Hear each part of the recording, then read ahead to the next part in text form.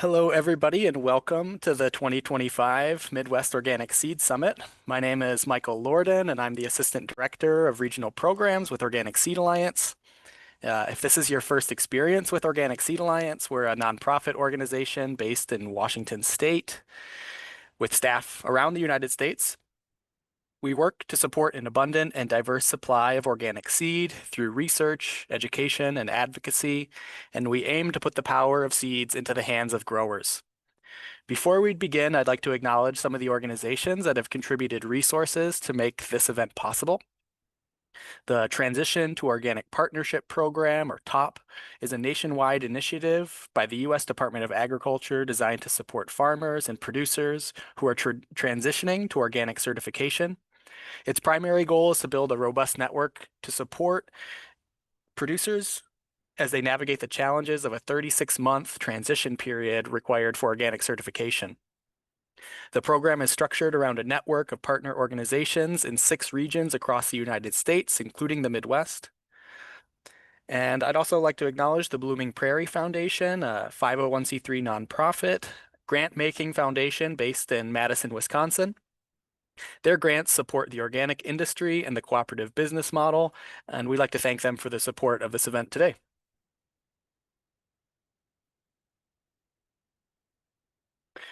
We're so glad you're all here today to be a part of the 2025 Midwest Organic Seed Summit.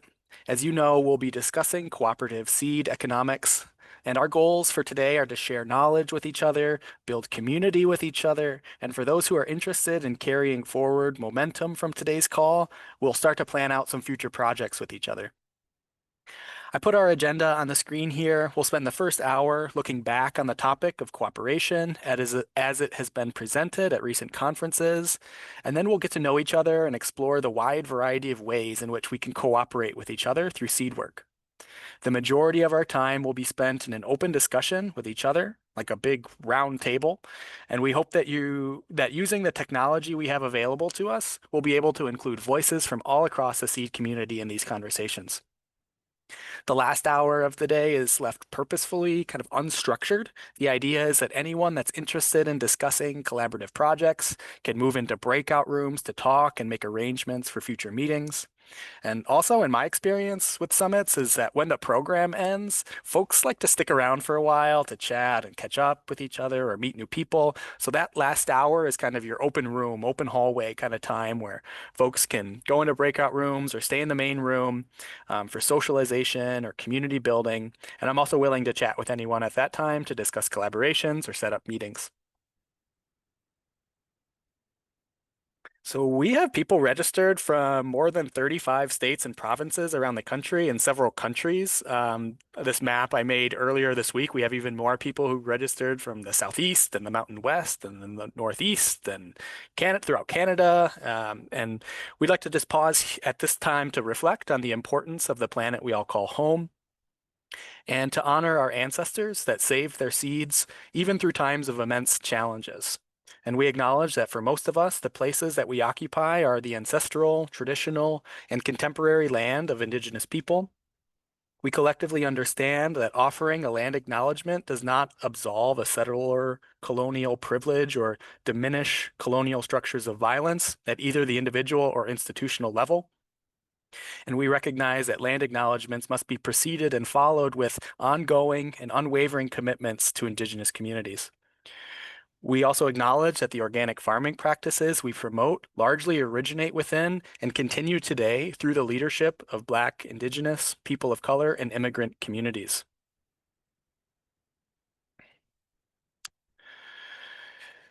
An Organic Seed Alliance Summit is a regionally focused 1 or 2 day gathering designed to strengthen local and national organic seed systems through shared learning, relationship building, and collaborative action. Over the last decade, OSA has hosted summits in Washington, California, Wisconsin, North Carolina, Michigan, and soon to be Oregon. These summits bring together a diverse community of seed leaders to exchange knowledge, highlight projects, and chart a path forward for regional seed resilience. This is a unique event here today. being fully virtual and focused on a topic that spans regions. We're so happy to have guests joining from outside the traditional boundaries of the Midwest. I don't know how many of you associate yourself as a Midwesterner, but as we progress through today's event, one of my focuses will be on how we can gather information that will benefit the organic seed community, especially if it strengthens the regional system here in the Midwest. In other words, we're going to invite you to share experiences from wherever you're coming from, and we'll try to apply these lessons to some of the challenges we face in the Midwest, understanding that folks in the other regions may have similar problems, and so we might be able to all benefit from this conversation. And when we take a step back and look at the content that has been presented to OSA over the last 10 years, especially since post-COVID times, it's easy to draw a common thread, which is a desire for more cooperation in the organic seed system. This desire is seated both in an economic reality for seed growers that are trying to make a living, but also to combat food insecurity and reclaim the lost heritage of culturally meaningful heirloom seed varieties. There's a rich and long history of cooperatives and collaborative agriculture in the Midwest, but unfortunately, this presentation is not really designed to go deep into that history. I'd welcome our audience to share throughout our discussion about long-standing cooperatives and their histories, but one thing to point out is how cooperatives often emerge out of times of struggle. Struggles for land, struggle for autonomy, struggle for economic security. And I think the times that we live in today have created the conditions that are ripe for the formation or expansion of seed cooperatives. And over the course of the afternoon, we'll see the diverse shapes and sizes of cooperatives, and we'll explore models of collaboration both within and outside of the formal capitalist economic system that dominates our society. For those in the audience that have deep experience with cooperatives, I'd welcome you to share resources with us in the chat so we can compile them into our reporting for this event. There's so many books and videos and classes and institutes and PDFs on the subject. I think it would be great to crowdsource some of those resources in the chat. So if you are a member of a cooperative and you found any resources to be particularly helpful, please share them in the chat. And in my research leading up to this presentation, I was also inspired by the recent work of Elena Bird, and her thesis focused on seed grower cooperatives as models of transformative and pluralistic economies. In other words, seed growers cooperate both through a formal system of companies and commerce and institutions, but also through an alternative system of seed exchanges, community seed banks, educational programs, and more. And I'd encourage folks who are interested to check out Elena's thesis, and we'll invite her to share in the discussion if she's here some of the findings and implications for 2025. So the purpose of this wordy slide here is just to kind of illustrate the more formal, legalized structures that cooperative businesses can take. Cooperatives can be owned and led by producers, or in some cases, the producers alongside professional workers. It can also take the shape through nonprofit organization incubators, which may or may not evolve into independent businesses. But regardless of who the members are, cooperatives should follow these 7 principles. There should be voluntary and open membership with democratic member control. There should be economic participation of the members, so some ownership of the capital and some investment. They should be autonomous and independent, not a subsidiary of another organization. They tend to prioritize education and training and information, especially for new members. There is a sense of cooperation among cooperatives, which I think is what is happening here today in this call, that we try to help each other out. And then there's a concern for community, and in our context, I think also a concern for the environment.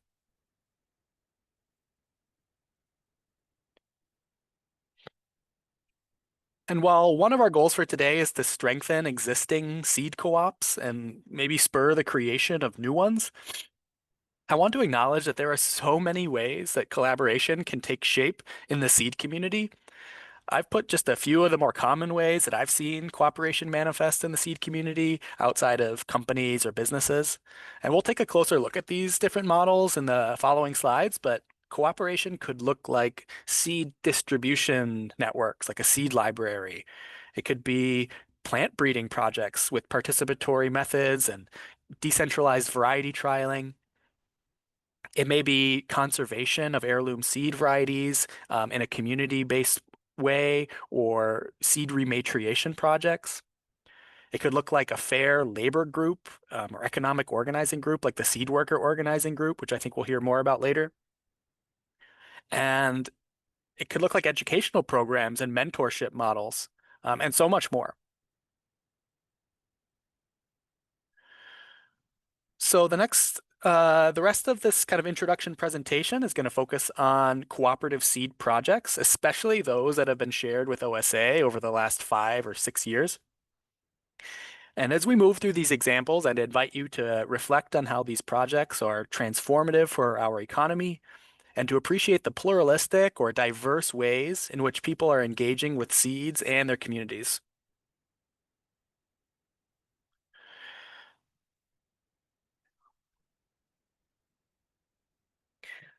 I wanted to take us back to the 2019 Upper Midwest Seed Summit held in Madison, Wisconsin.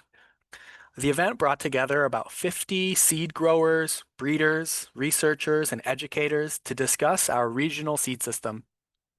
A core part of that summit was a facilitated strategy session where the participants identified shared priorities, strengths, and challenges.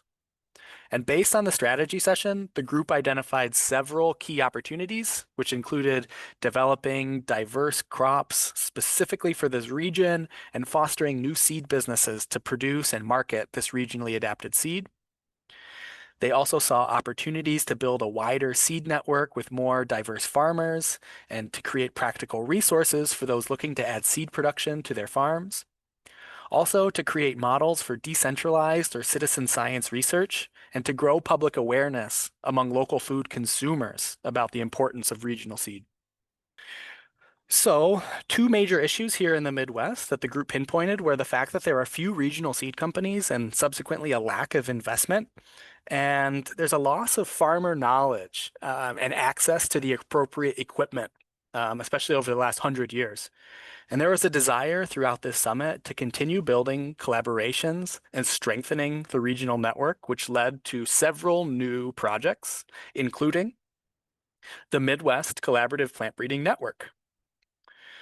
This project included collaborators from Organic Seed Alliance, the University of Wisconsin Seed to Kitchen Collaborative, Seed Linked, E-Organic, and independent plant breeders Erica Kempter of Nature and Nurture, and Keith Mueller of KC Tomato.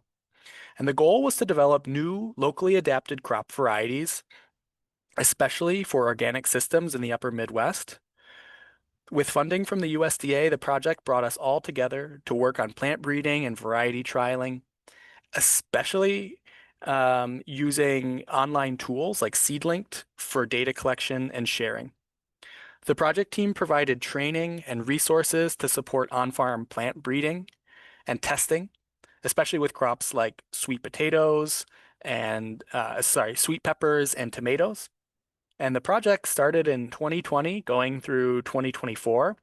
And when we think back to the beginning of that project, we're reminded of the 2020 Organic Seed Growers Conference held in February, just weeks before the COVID lockdown went into effect.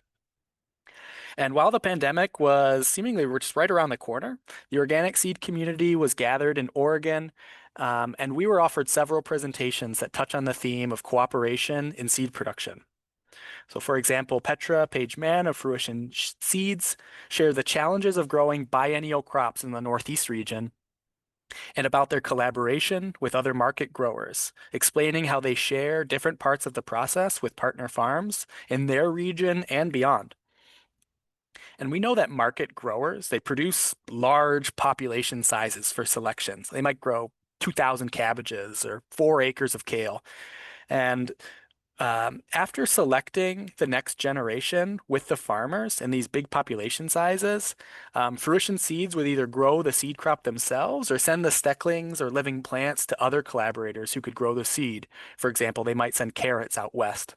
They call this custom collaboration, And it worked well because it allowed them to select for the traits needed for production in their region, while ensuring that the seed crops can be produced in a climate well suited to its biological tendencies.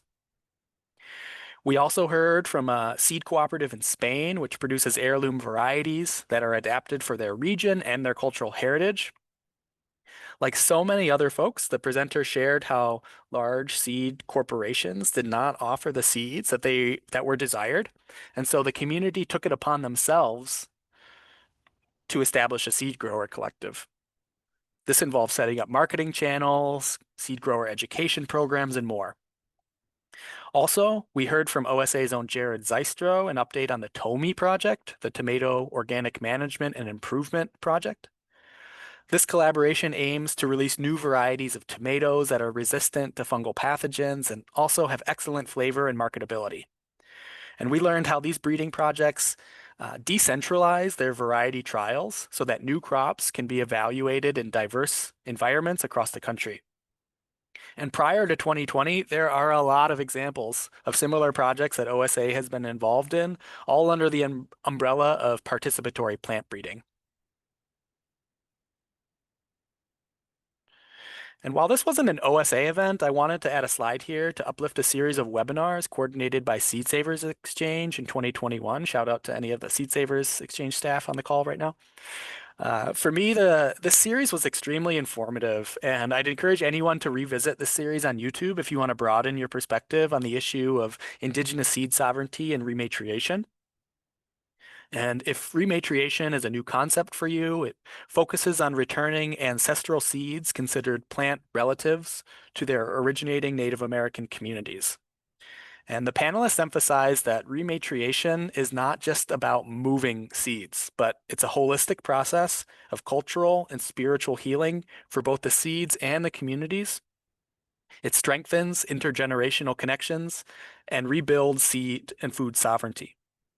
We learned about efforts to reclaim and cultivate traditional varieties of corn, beans, and squash, pointing out that planting these seeds is an act of resistance. It's an assertion of sovereignty and a reclamation of identity. And the videos here highlight the challenges of obtaining funding and overcoming the historical trauma of removal, but ultimately they're celebrating the opportunity to heal and build community through seed solidarity and the stewardship of long separated relatives.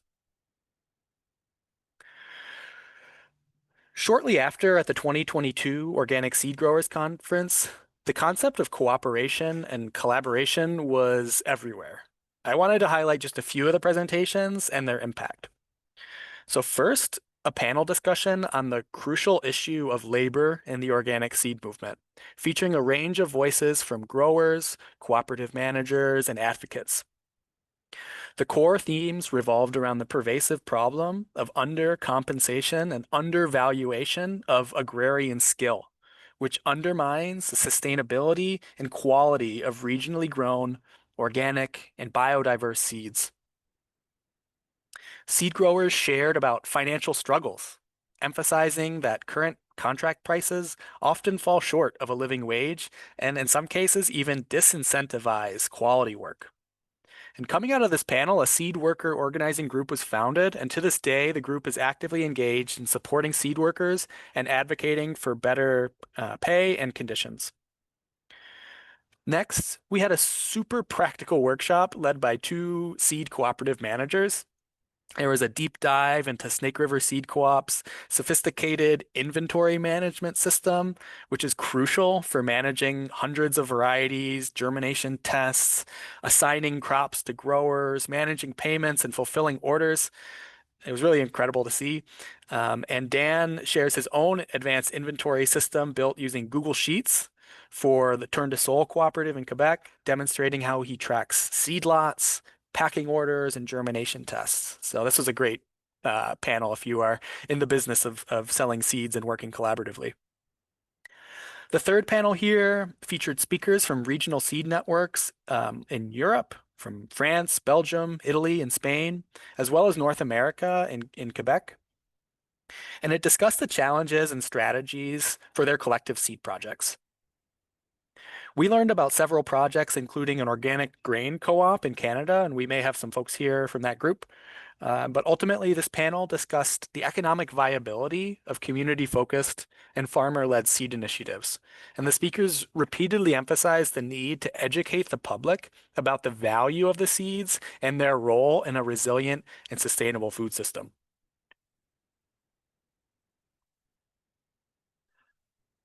Next, we heard from a panel discussing the Heirloom Collard Project, which is a large-scale collaborative effort dedicated to preserving heirloom collard varieties and their rich culinary and cultural heritage. The project utilizes citizen science and a national collard trials to collect data on different varieties. A core theme of this discussion is the power of collaboration and community building through seed stewardship, emphasizing that the project achieved results that are way greater than the sum of its parts, despite the challenges of coordinating a very diverse set of partners. This panel also discussed the cultural relevance of collards within the African American community, positioning the project as a way to both reclaim seed heritage and celebrate biodiversity through outreach, culinary applications, and developing new markets for these traditional greens. The next panel here focused on the movement to democratize crop variety trialing through community science, making the process more collaborative, decentralized, and inclusive. The goal is to leverage a collective intelligence and experience of gardeners and farmers, chefs, and the general public, eaters, to evaluate and select locally adapted and desirable crop varieties. And a takeaway of the presentation for me is that while advancing the breeding goals is important, these projects can sometimes yield equally valuable benefits in community building and education, cultural storytelling, and promoting seed sovereignty. And lastly, we heard a panel from OSA staff and partners on the first 2 years of the virtual organic seed production course. This is an educational program that OSA offers, which combines hands-on learning and mentorship with technical information and cultural perspectives and peer-to-peer community learning, drawing influence from a variety of other farmer education efforts, both institutional and community-based. And they explored how the program could be expanded and made more equitable, and whether seed education could be combined with existing farm education programs. At the virtual 2023 Washington Organic Seed Summit, we heard an inspiring keynote from Ms. Bonita Adib. In her talk, she passionately detailed the Ujamaa Cooperative Farming Alliance mission to combat food insecurity and reclaim the lost heritage of culturally meaningful heirloom seed varieties, particularly within Black and African diasporic communities. Ms. Adib shared the powerful origin story of the Ujamaa Collective, which grew from a youth project distributing free seeds during COVID-19, and she emphasized the cultural and biological significance of projects like the Ultra Cross Collard Project and the Okra Trials, which celebrate biodiversity and the ingenuity of African farmers. At another OSA summit held around the same time in California, we heard several inspiring presentations about collective models of seed production and cooperative seed hubs. Rowan White discussed the crucial work of the Indigenous Seed Keepers Network, a program of the Native American Food Sovereignty Alliance, focusing on the development of culturally aligned cooperative seed hubs. She teaches us that seed stewardship is a collective inheritance and responsibility and not an individual burden to carry. And she advocates for regenerative economic models that prioritize relationships or relationality, cultural values, and non-exploitative scaling instead of transactional profits. This work is trauma-informed, it's decolonial, and it centers on cultural restoration and expression. And the Native American Food Sovereignty Alliance supports these emerging seed cooperatives through fiscal sponsorship, capacity building grants, and technical assistance, helps them create sustainable livelihoods by focusing on value-added services and products rather than relying on conventional seed selling models that may violate cultural norms. The next video features an overview of True Love Seeds, which works to advance cultural preservation through seed saving and storytelling. their profit sharing model, where 50% of the sale goes directly to the seed grower, along with their indigenous seed rematriation efforts, it highlights their commitments to social and economic equity over a reliance on a traditional nonprofit fundraising model. And further, the company invests in the next generation of seed keepers through apprenticeships and actively fosters a collaborative network of amongst its growers via meetings and gatherings.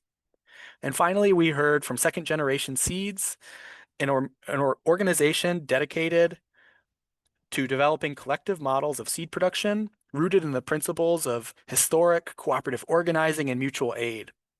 Their work is motivated by a desire to reclaim power from exploitative systems and build alternative forms of community power, acknowledging that the current agricultural system is often rigged against marginalized groups. Using a similar profit sharing model and investment in a robust internal governance system, their collective conducts research, development, and selection of specialty Asian crops. We also heard another update from the Ujamaa Seed Collective staff who shared about their expanding educational programs for seed growers. The next year, also in California at the 2024 Organic Seed Summit, we heard an excellent panel discussion focused on cooperation between generations and groups that's in transition. With experience in various cooperative models, Ms. Ira Wallace shared about the complexities of financing and acquiring land, detailing how group collaboration, legal structures like LLCs, and unconventional lending, such as veteran benefits, for example, were historically key to obtaining property. We also hear the story of Miss Amira Mitchell starting a seed company with a focus on African diaspora heritage crops, detailing initial hurdles of securing capital, finding suitable land, and balancing wholesale versus retail seed sales to create a sustainable business model. Students and faculty from University of California, Davis shared about the SCOPE program, a student collaborative organic plant breeding education project, where students learn about organic plant breeding and engage in projects, breeding projects such as tomatoes, wheat, spinach, and zinnia. Their program emphasizes hands-on experience, collaborative research with farmers, and training the next generation of plant breeders. We also heard about a community seed bank under the umbrella of the Ecology Action nonprofit, which prioritizes accessibility and community engagement. The project has successfully navigated challenges like a remote location, a difficult climate, and a massive increase in demand during the pandemic, leading to the development of an efficient online ordering system to manage their collection of locally grown and preserved seeds. And last year, this gathering was held in Ann Arbor, Michigan, the 2024 Midwest Organic Seed Summit. Growers shared their perspectives on the opportunities and challenges facing our region, and we explored partnerships across the region as well.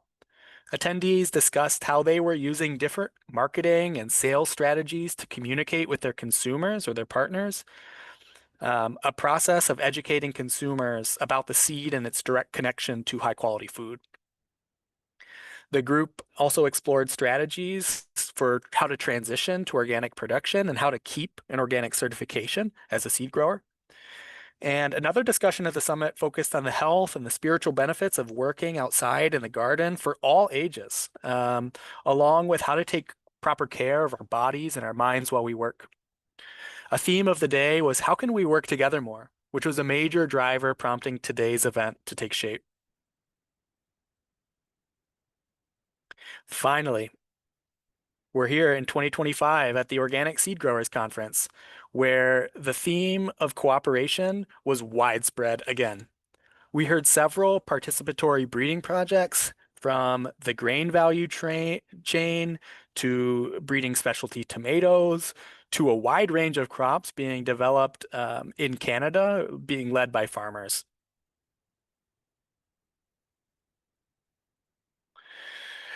We also had robust discussions on other topics related to collaboration. So we heard a panel of organizations around the country all working to strengthen their local seed systems, identifying common challenges and success strategies. And we heard about the latest updates from the Open Source Seed Initiative, which is a collaborative effort to push back against intellectual property restrictions and the privatization of seeds. That panel included international perspectives from Argentina and Kenya, as well as the United States. Um, Lastly, a panel on exploring seed source transparency and attribution spurred a lot of discussion. Oh, sorry, I skipped over the Open Source Seed Initiative. We also heard about updates from that organization, which is a collaborative effort to push back against intellectual property restrictions and the privatization of seeds. And that panel included international perspectives as well. And we also witnessed a really great panel on exploring seed source transparency and attribution, which spurred a lot of discussion. So seed source transparency is a practice of sharing information about where seeds were grown and who grew them. And seed origin attribution adds to this by naming others who cared for or created, synthesized the varieties and strains that are being sold or shared. And this could include communities, as well as individual plant breeders and those who have kept, stewarded, and adapted the seed stocks. And so now we're here. As you can hopefully tell, the organic seed community is buzzing with new ideas for collaboration, but we also need to make sure that our existing cooperative projects are maintained and strengthened. And so the remainder of today will be focused on community discussion. And we'll take a short break in a little bit, but before that, I wanted to give you an idea of what's to come so you can kind of get your gears turning before we move to a discussion.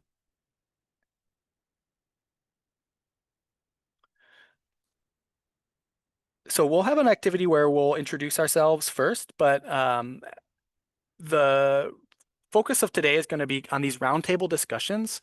So first, we'll discuss cooperative economics and compensation, especially strategies for educating consumers and models for compensation that are beyond monetary sales. Next, we'll discuss governance, operations, and accountability, how cooperatives grow and add members ethically and sustainably, and we'll look at how responsibilities and financial benefits are distributed among cooperative members. And we'll have some time to explain concepts related to justice and rematriation and intellectual property, with questions about seed source transparency and how to build long-term relationships with diverse stakeholders. And lastly, we'll explore collaborations, scaling up and building resilience, looking at the role of public institutions and how seed companies and cooperatives can promote collaboration over competition. And we're planning to record the roundtable discussions just so everyone's aware. The last portion of today, the project planning and community building, we're not going to record that. But the roundtable discussion is such a valuable resource. And I've had several folks reach out to me letting me know they can't make it, but they're very, very interested in that recording. So we are going to record that section and we'll invite you to share in any way that makes you feel comfortable. But I just gave you a lot of information, and so I wanted to offer us just 2 or 3 minutes as a break to let some of that sink in. We can, I need to take a drink of water and stuff like that. So let's take 2 minutes. You can, introduce yourself in the chat if you haven't, and we'll come back at 1:40 Eastern time is my time. So I'll see you in just a couple minutes. Hey, everybody, welcome back. Thanks for your patience. I hope you stretched your body, moved around a little bit. As we move into the discussion section of today, I wanted to share with you all OSA's community agreements. We share these at the beginning of any kind of open discussion or event that we're hosting, and we remind everyone that you all have a role in tending this space. During this event, we should all agree to speak for ourselves and make space for others. We should try to be as present as possible. We should be aware of who is missing in each conversation. Remember that no one has a monopoly on the truth and that everyone's experience is valid. We can critique ideas, but let's try not to critique people. We should listen to our bodies and tend to their needs, give grace for technical and logistical difficulties, and we should aim for connection here and not perfection. So, with a group of this size, we do need to have a couple of rules put into place to kind of manage this conversation. How we're going to manage the flow of speakers is by using the raise hand function in Zoom. Some of you are probably pros at this already, but if you're not, I'd like to just take this opportunity for everyone here to practice real quick and show me that you know how to raise your Zoom hand. A few different ways to do that by going into the reactions menu down at the bottom and click react and then click raise hand. There's also, if you're on a mobile app, you may need to like tap the screen to see the menu, and you may see react at the bottom, or you may have to kind of like slide that little menu bar if you're on your phone to get it to work. And leave your hands up just for now. And if you're dialing in on the phone, I don't know that we have anybody there. You can press *9 to raise your hand. I'm seeing lots of hands going up, which I'm really excited about to see that. If anybody is having trouble, they can also uh, let us know in the chat, or you can reach out to one of our OSA staff members for help. And with that, now that you've all got your hands raised wonderfully, I'd love to call on a few of you to introduce yourselves. If you are not comfortable introducing yourself in this presentation, obviously you don't feel I'm required to do so. I think it would be wonderful to hear as many voices as possible. You don't have to turn your video on. I encourage you to do so. The video is just going to be like a little tiny thumbnail in the corner, so don't worry, too much about your hair or whatever. But I'd love to start calling on some folks based on the order that I see the hands were raised. And I would love if each of us in this room could take just a few seconds to maybe a minute or so to tell people your name, where you're coming from, whether that's a location or an affiliation. You could share a title or pronouns if you'd like. And then I'd love to just get a snapshot of all the different ways that cooperation manifests in our life. So if you could share just one very, kind of short-lived experience you have with seed cooperation. And if you don't have any experience, you could share an aspiration, something that you're hoping to do. So an example for me, my name is Michael Lorden. I'm with Organic Seed Alliance in Ann Arbor, Michigan. And I've been involved in a cooperative education program here at Organic Seed Alliance. I talked about it before, the organic seed production course, where we train farmers on seed production and build community among farmers and growers. And I was responsible for coordinating a mentorship program in that program for a couple years. And since we all have hands raised, I can kind of just go down this order as they were raised and call on folks. And I apologize if my Midwestern accent does not pronounce your name correctly. Feel free to correct me. But the first name that I see on this list is Shanda Robinson Banks. Could you please come off mute and introduce yourself? Good afternoon. My name is Shanda Robinson Banks. I am calling from Upper Marlboro, Maryland, which is unceded Piscataway land. And I am one of the founding members of the Ujama Cooperative Farming Alliance. I don't know if I need to, do I need to be more expansive than that? I'm not sure. No, that's Because, probably good. That's probably good. Thanks, Shanda. okay, Appreciate you. thanks. Next I see is Elena Bird. Hi everyone, my name is Elena Bird and I use they or she pronouns. I live in southwestern Wisconsin right now, so the Driftless region. And I am a researcher for UW-Madison still. I recently finished my agroecology master's at UW-Madison, where I wrote a thesis about seed grower cooperatives. So I had the great opportunity to chat with some of the cooperatives that were mentioned on these slides. Some of the folks who represent those co-ops are here today. Yeah, and that's maybe my lived experience of seed-related cooperation. I also worked for a few seasons with Driftless Seed Supply, and I'm still a fan. Thanks, Lena. Next up, I see Theo or Teo.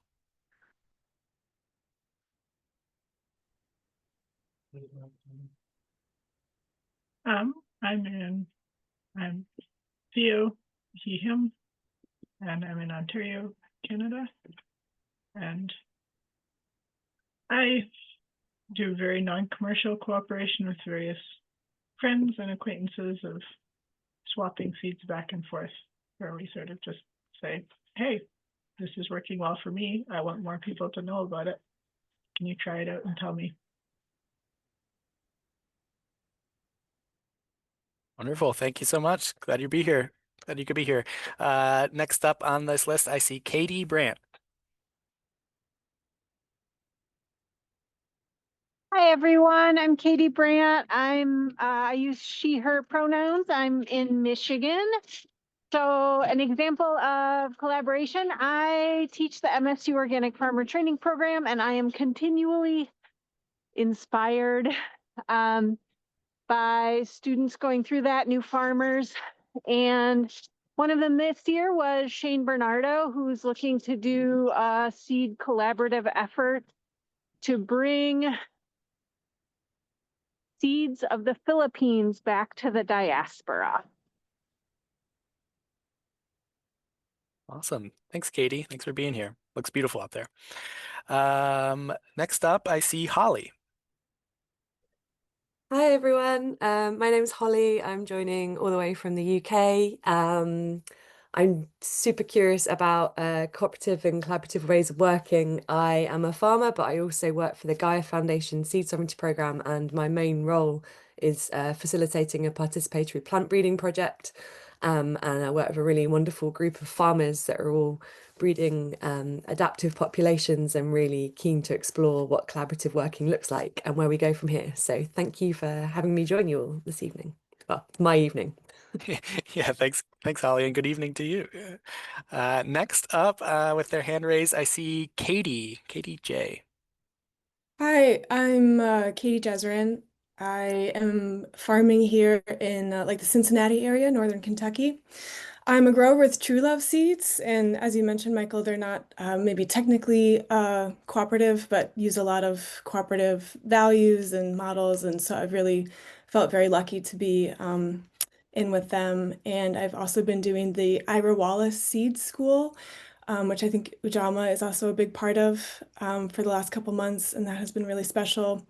I also just wanted to say there's been a lot of times where I've just emailed another seed saver that I don't know, but I heard on a podcast or something, and I really appreciate just the eagerness to share information and help each other out and mentor each other. So I think the seed saving community has such a great culture around that I really love and appreciate. I'm glad to be here. Yeah, I'd second that. Thanks for being here. Next up, I see Rebecca Ivanov. That's me.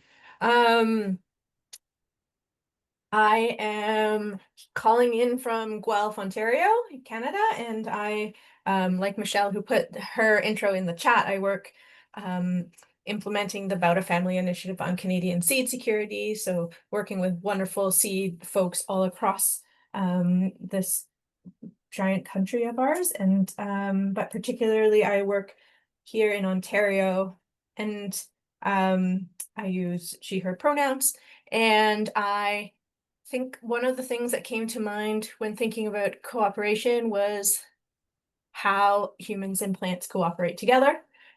And I think that I have seen that happen in many different ways. I started a plant breeding club, kind of sort of similar to the Ciales, which are in Latin America, or out of, Return to Resistance, that kind of plant breeding club. And we were breeding new varieties of plants, and we released one. We were already talking with Riley about peppers that came out of there. And yeah, I just think that cooperation between humans and plants is something I'd like to bring out. Thanks, Rebecca. Yeah, thanks for being here. Next up on the hand raised list is Vicky. Hi, I'm Vicki Marone. I live in Michigan. I work at Michigan State University, and I'm working with seeds on a couple different levels. I guess the largest scale is a project in Malawi, Southeast Africa, working with smallholder farmers on seeds, underutilized seeds, and they've chosen through a seed fair Bambara nut as a legume and finger millet as their grain to focus on. And the idea is to use those two different ones to learn the practices of seed saving. And in much of Africa and Malawi inclusive, there may be Seed Act laws allowing farmers to sell seed legally, but many countries don't have a capacity to make that happen. So farmers have to find other ways to share seed, but our goal is to help them maintain the qualities that they seek throughout the country. Everybody has their own varieties that they love, and particular environments that make it feasible for certain cultivars that they grow. So that's that. And then also, I aspire to grow cover crop seed. I think there's a huge demand for organic cover crop seed that the farmer doesn't have to pay an arm and a leg for the shipping so that they can have. I mean, it's just, I've been at Michigan State for 20 some years, and I've seen the change where in Michigan we used to say, oh, daikon radish, that frost kills, don't worry about it. Not anymore. Last 5 or 6 years, we tell the farmer, look out, if we have a mild winter, you'll have to be prepared to till it or do something to control it. So we really need, local understanding, local knowledge, local sharing, and local access to seed, in my opinion. So Thanks, thank Vicky. you. Thanks, everybody. Great. And up next, we have Brian G.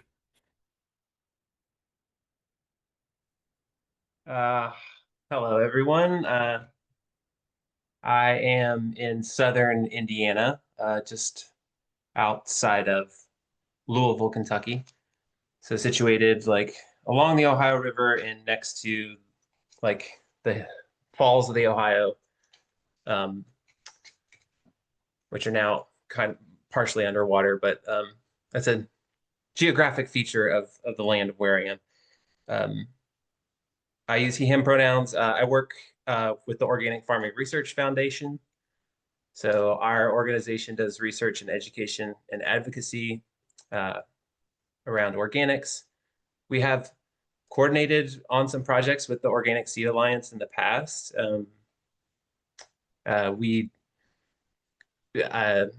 Our collaboration in the past did a lot of surveys of the organic community, and the result of those surveys are the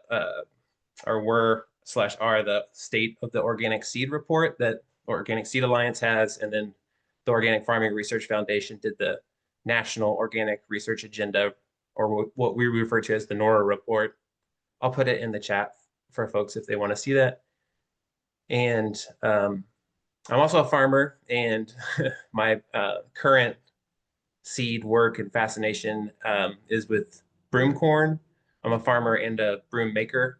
And so I've been breeding and saving seed of broom corn and collecting seed and kind of doing a breeding project that's connected to the broom making community. So it's collaboration with crafters, not so much with other seed savers at the moment. Awesome. Thanks, Brian. All right. Next up on my screen is Susanna. Thank you, Michael. Hi, everyone. I'm Susana Cabrera Maris, and I work at Organic Seed Alliance.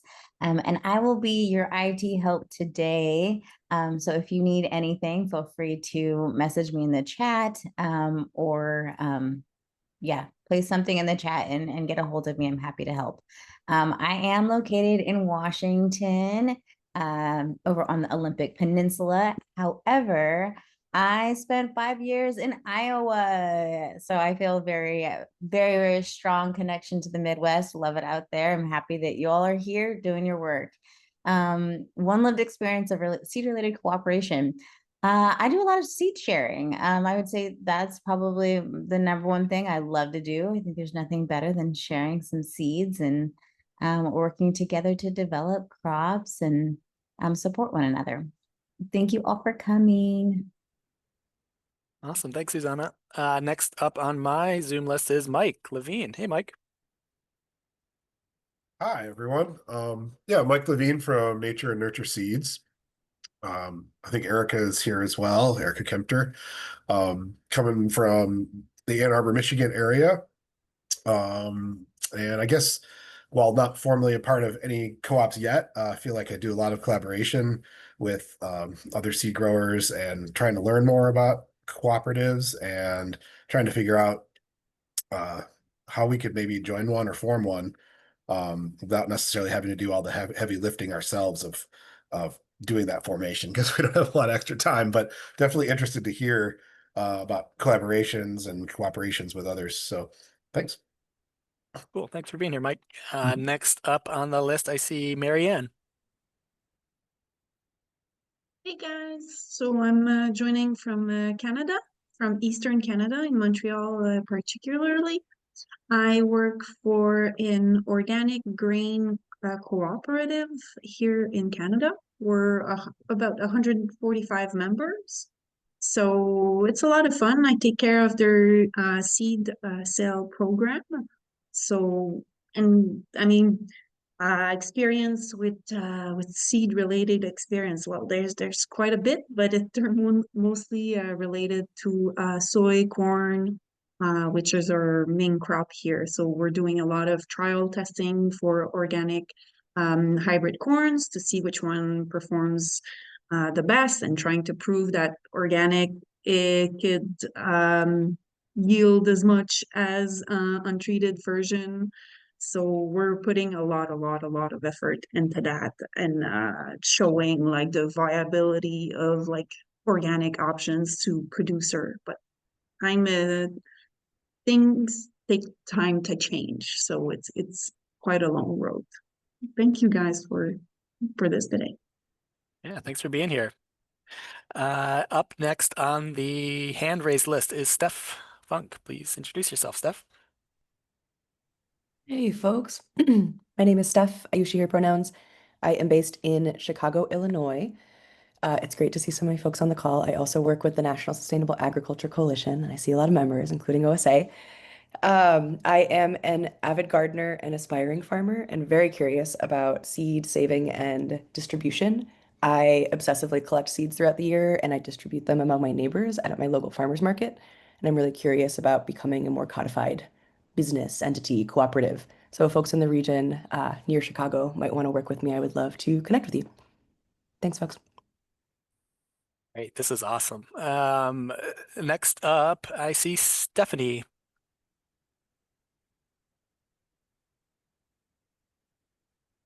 Hi, yeah, I'm Steph Rosio.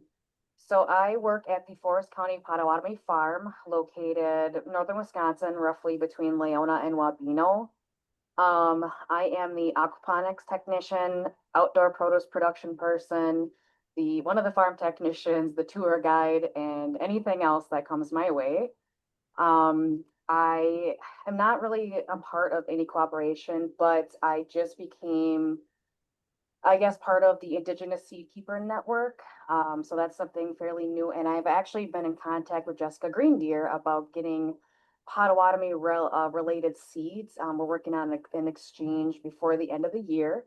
So I just kind of like to hop on to any and all webinars and conferences that I can to learn from any and all other farmers, and kind of just go from there. Thanks. Thanks, Steph. Up next, I see Jennifer Dye.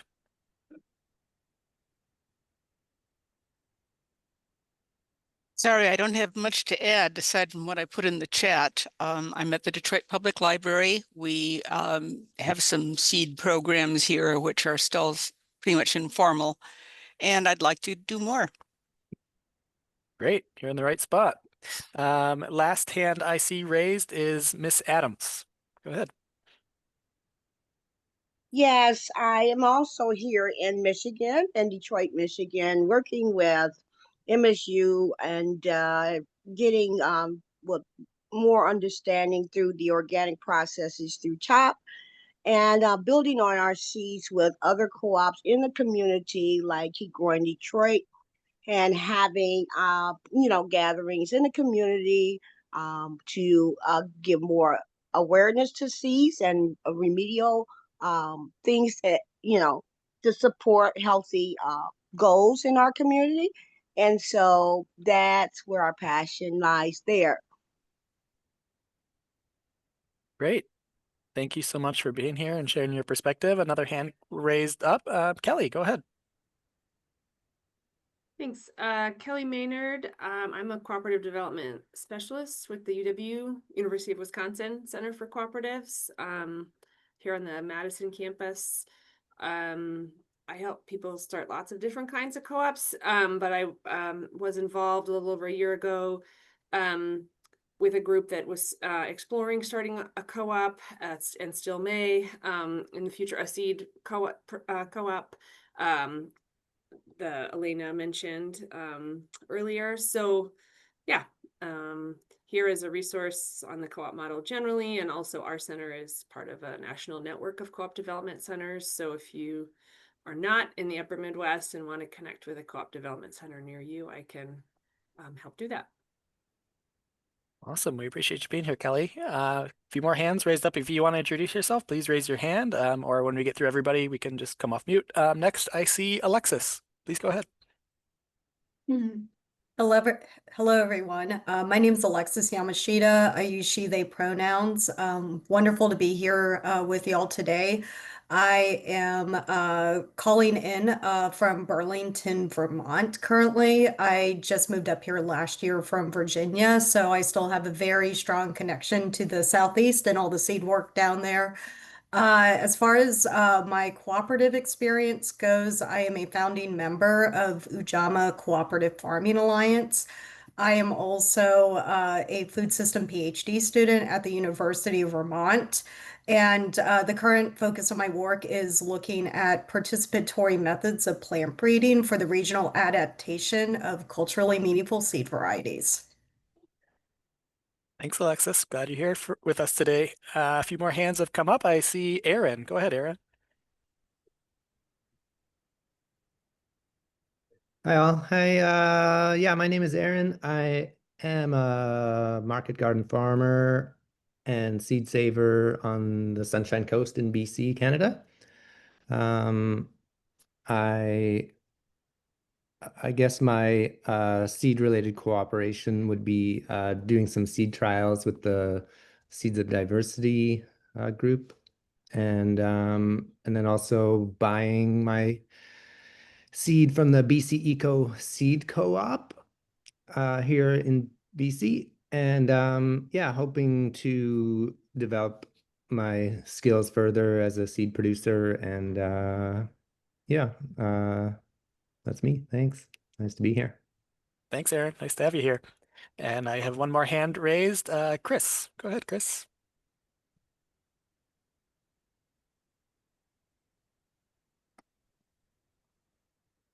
Oops, there I am. Oh, do you see me? Yep, sounds good. Okay. I live in Battle Creek, Michigan. I just moved here a couple years ago. Many years ago, I used to participate in Seed Saver Exchange Yearbook, which was really great. And then later on, I went through Land Stewardship Project's Farm Beginnings. And I've done a lot of orchard work, and I've always had a garden. And I'm interested in, I've read a lot of Gary Paul Nabin's books, and I'm interested in doing some drought-resistant plants and things that aren't bolting. And this year I grew some Celtis from Fedco, and it was really awesome, and it did not bolt. I mean, I had it till almost light frost, but the flavor wasn't that good. And I would like to maybe crossbreed that with a romaine. And also I grew a really interesting tomatillo that was very fruity and was just a great snack. And I love growing just different varieties of tomatoes. And the other thing is I'm sharing my stuff with market gardeners because I think too many people are just buying stuff from Johnny's and they're not really trying different stuff. And I really would like people to have more different stuff. And also the whole thing about regional seeds. Sometimes you grow something and you're disappointed, but you got to keep growing it and then it gets adapted. And then it's a wonderful tomato. Okay, that's all. Thanks, Chris. Thanks for being here. A few more hands coming up. I love to see it. Jack, go ahead, Jack. Hey, good afternoon, friends. Glad to be here. I am Jack Kloppenberg. I'm talking to you from Madison, Wisconsin, where I live. I am on the board of the Open Source Seed Initiative, which involves cooperation between 54 breeders and now 75 seed companies offering varieties that are pledged in a copyleft, share alike arrangement that prevents the application of intellectual property rights. Working right now on something really interesting, colleagues here at the University of Wisconsin who have developed nitrogen-fixing corn lines using germplasm from Oaxaca and trying to decide how an ethical response and access and benefit sharing might be arranged with those communities in Mexico. Great. Thanks, Jack. Thanks, everybody. That was really awesome to hear. All the different perspectives. I'll do one last call if anybody feels compelled to introduce themselves. You can raise your hand. If you're having trouble raising your hand, you can just come off mute. I'll just stop talking for 30 seconds and see if anybody wants to do that. Good morning. My Inupiat name is Asana. My English name is Tia Holly. I'm calling from Kenai, Alaska. I'm the traditional wellness consultant for the Dena'ina Wellness Center that is from the Comanche Indian tribe. And we have, I collect wild plant seeds. We have raised beds at work around the medical campus for workshops, use, and classes. And then we have a couple of greenhouses that operate year round. I think they're 100, they're huge, to provide food for the elders and youth programs. And we've been working on growing our wild plants from seed, as well as trying some of their cousins that are, store-bought. I give seeds to a woman, I call her a space farmer. Anyway, she sprouts the seeds and then gives it out to whichever tribe is interested in those plants. But we also do give out seeds to community members and other entities. Awesome. Thank you so much for sharing that. And thanks, everybody. Last call.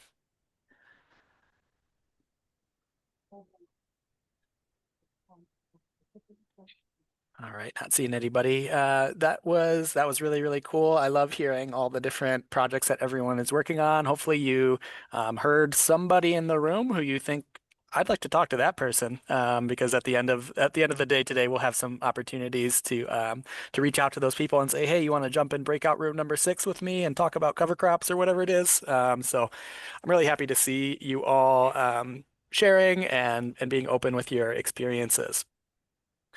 So to get back to our program here, we're going to switch into kind of a roundtable discussion, and it's a pretty simple format. We're, as OSA, going to offer up a couple discussion questions to kind of seed the room, get some initial reactions. I'd also welcome related questions in the chat, or you can come off mute to ask your question if you have a related question to the conversation at hand. And we'll stay on each subject for about 15 minutes, 15, maybe 20 minutes, depending on how much conversation is happening. We may have to cut some conversations off a little bit and carry them over into that last hour of the breakout room, just so we can cover a good breadth of topics. As you see here, we're coming from a very wide variety of backgrounds. We may have different priorities and goals for what we're getting out of today. So I may need to kind of keep the conversation moving, but pretty simple. We're going to pose the question and we're going to ask folks to, again, raise their hand using that same raise hand feature. And we'll just kind of go in the order of folks who raised their hand and try to keep your responses relatively brief, I'd say, as much as you can, so we can hear from a good number of different speakers on each question. But if there's something that's really important or a really important story, I'd welcome that in this space as well. So also, feel free to use the chat. You can respond to these questions directly in the chat with us. So we'll record that. We'll compile everyone's information into a final report. And yeah, so I think we can kind of be having almost two simultaneous conversations too. The one that's happening verbally or orally, and then there may be some side conversations happening in the chat as well, which is great. So the first of our topics for today is economics and compensation.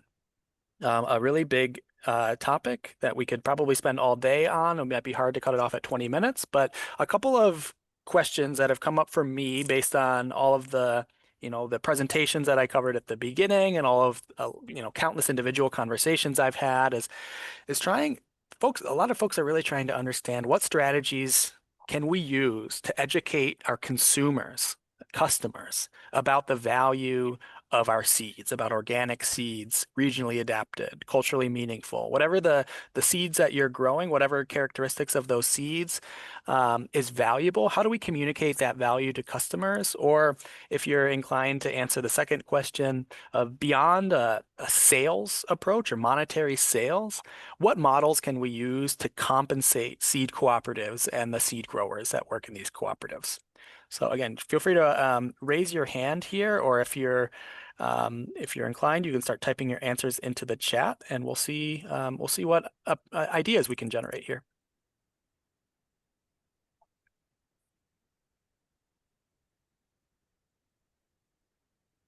Yeah, Miss Adams, please go ahead. Well, I should say, when you're looking at the seeds, you're looking at the natural beginning of any product or process. And what we provide is the understanding to that, the awareness to that, providing systems with remedial solutions to opioids versus giving them the total insight or ability to advocate for different labs that can tie into particular seeds that's for preventative care measures. And that's what we do. Thank you very much for sharing. Anybody else have thoughts they'd like to weigh in here? Or related questions that they wanted to pose to this this beautiful diverse group that we have here? How do you do overreactions? Here. Go ahead, Chris. Oh, hi. Thanks. I was doing some seed corn breeding, and the more I read about native corns, the more impressed I was about how high protein they were. And I think that a lot of people don't realize that the regular corn we eat might be only 4% to 6% protein, and the native corns might have been 14 to up to 20% protein. So I think nutrient dense food, I mean, would be, I don't know how to go about doing this, but to educate people, like, you're getting, and also, the idea is, you're growing something organically, you're pulling up all those minerals that you're not to feed yourself, and you're getting a lot more. So I don't know, I guess just education. That's what I guess. Yeah, thanks, Chris. Anybody who is in the business of marketing seeds, anybody willing to share some of the strategies that you've used successfully to educate consumers about the value of the seeds that you're marketing?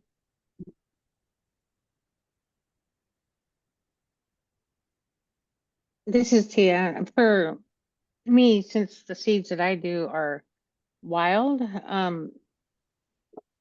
I research and have information on the value of the plant, and traditional use, and where, the different ways for it to grow. And I think that's just general information for anybody. And I have gotten seeds from other seed savers with minimal information. And I think having that, how to plant it, how to grow it, really encourages people, gets them over that fear of trying something new.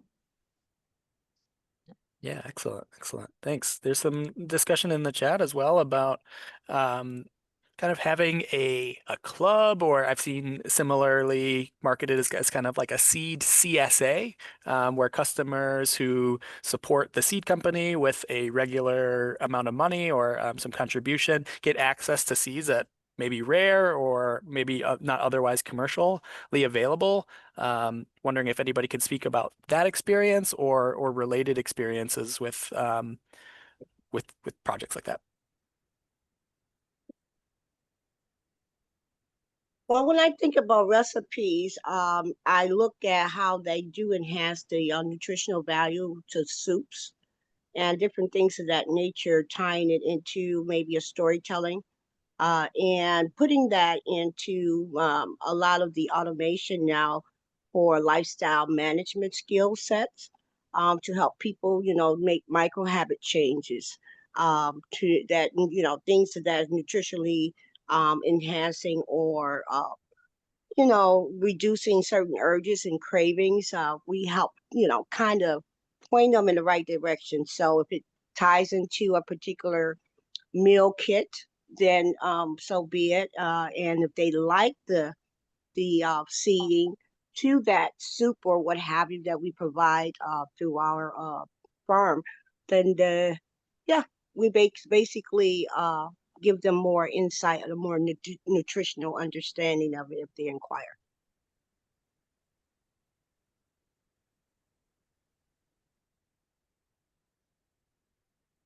Yeah, thanks. Thanks for your perspective.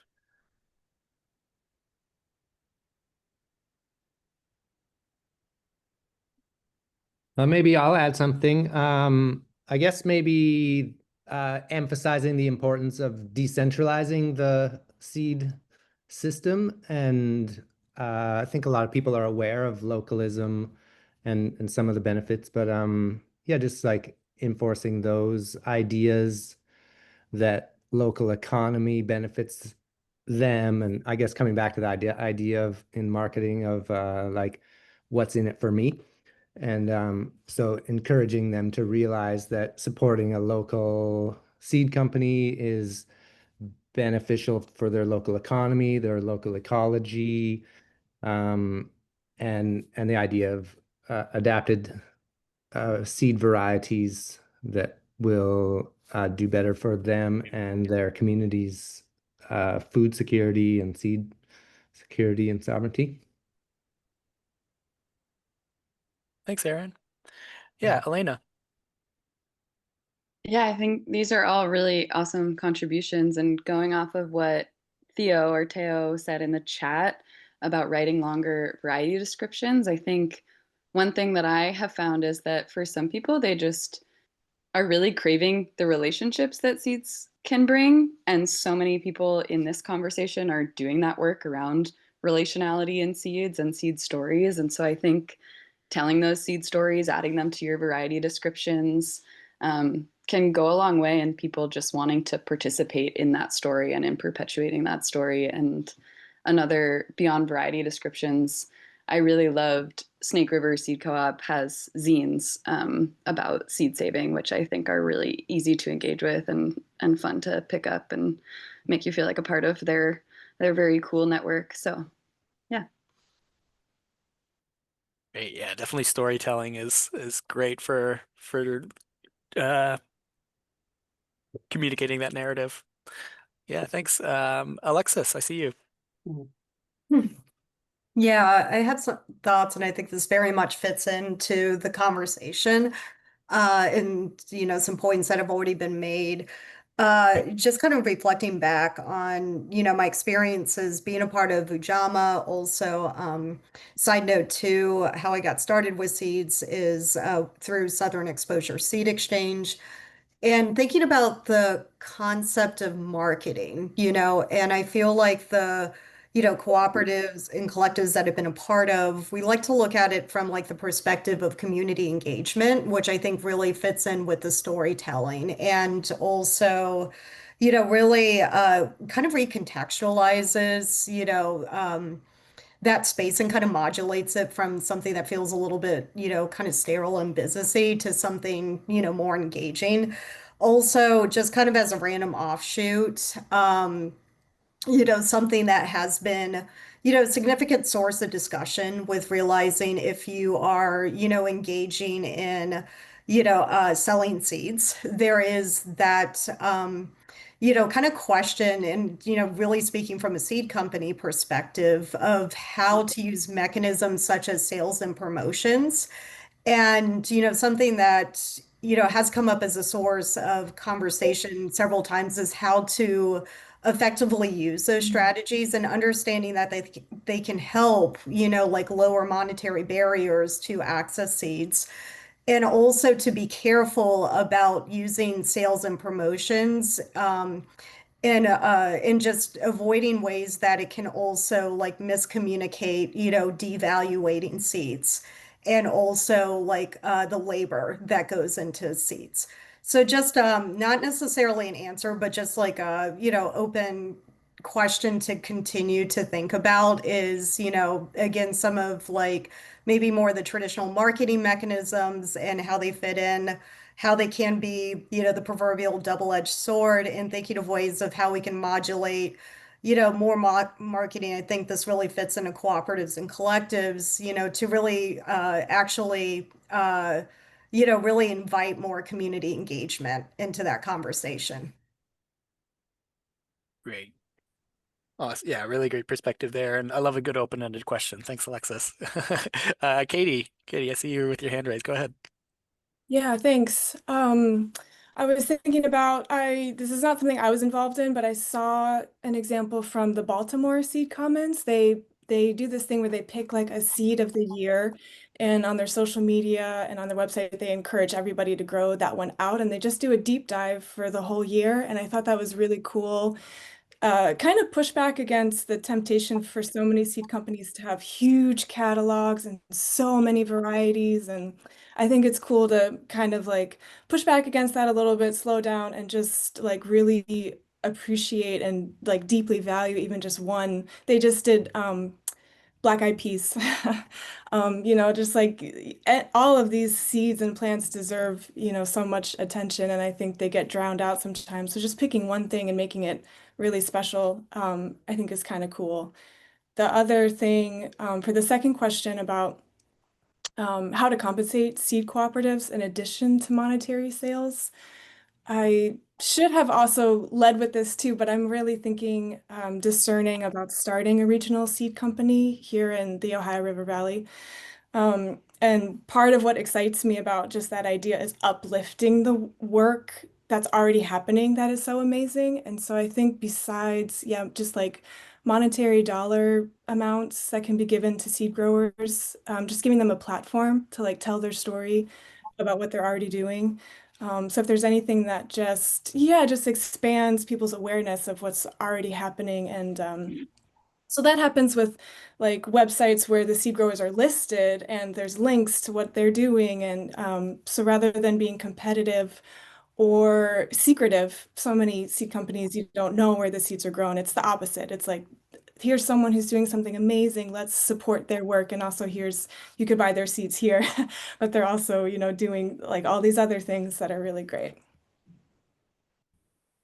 Great. Thanks, Katie. I see Brian with your hand raised. Go ahead, Brian.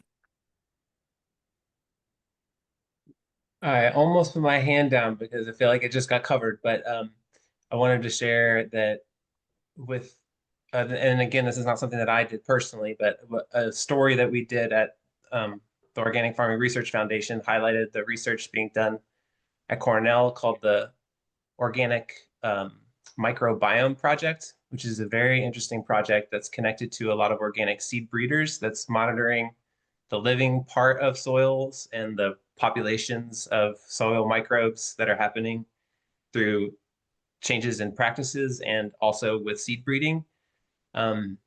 And I learned in that project that the Turtle Tree Seed Company is doing something that the researchers are calling decision support for customers. So in their catalog, it's not on their online catalog yet, but in their printed catalog, they have, descriptions of all of the seed growers and then codes for all those seed growers. And then when you're looking through the catalog, you see the code that lists the farm or the farmers that seed is coming from. So it allows the customers to decide, do I want to get a seed that was closer to me, or just to be able to make that decision. So they call it decision support to list all of the seed growers and then make those codes for the catalogs. I thought that was really neat. Great. Thanks for that. Thanks for that perspective. Yeah, I think we'll get into that same conversation in maybe half an hour or so. We can talk a little bit more about seed source transparency and strategies for that. I think we have time for maybe one or two more comments on this topic before we move on. I'll pause and see if anybody has thoughts they want to add.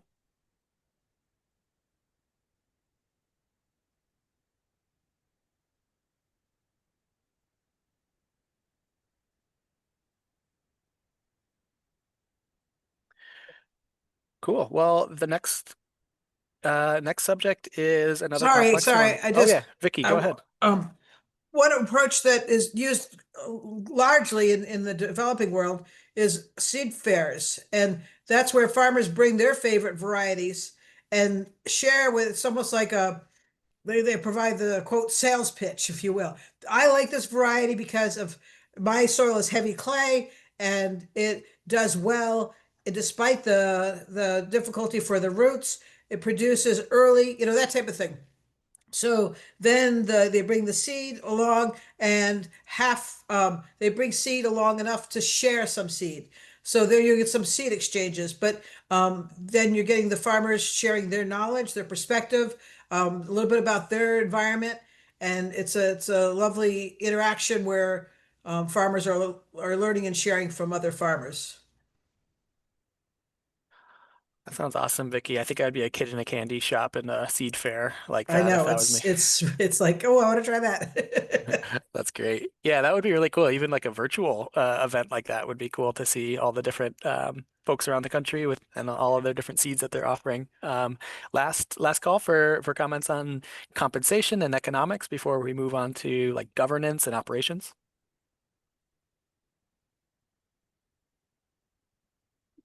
Yeah, Elena. Yeah, I guess I would add, I think I was reading this question as like compensating the cooperative as an entity versus the growers in the cooperative. But for compensating growers in a cooperative, I think a lot of the value that growers received in a few of the cooperatives that I talked to was really the mentorship. So newer growers being able to A, start at a really small scale, and then B, work with more experienced growers. So smaller scale, less risk generally, but then just having constant communication with other growers. And sometimes those more established growers were trying to downsize and would pass on their primary stewardship of one crop to a younger grower and really walk them through that. Or if they were growing a biennial, be like, here's our rootstock from the celery. I actually have no space this year, so can you plant it on your farm? And 1 year of work is done. So I think that mentorship and community was a huge element of compensation for people or value add, I guess, of participating and selling their seeds through a cooperative in that way. Great, thanks. Yeah, and there's a really interesting comment in the chat about adding like a donation button to a seed website as a way for customers to offer additional money for the seeds that they're buying, and I think that gets at some of the things that Alexis was talking about setting your prices correctly in a way that values the seeds, but is also accessible for the consumers that want to use them. And so, this comment in the chat talking about like a donation button or, pay extra button might be one strategy to navigate that complexity of setting the prices at an accessible level, but then allowing for that additional donation. I'm curious. Yeah, I think that's a really interesting approach, and wondering if anybody has applied something similar in their work.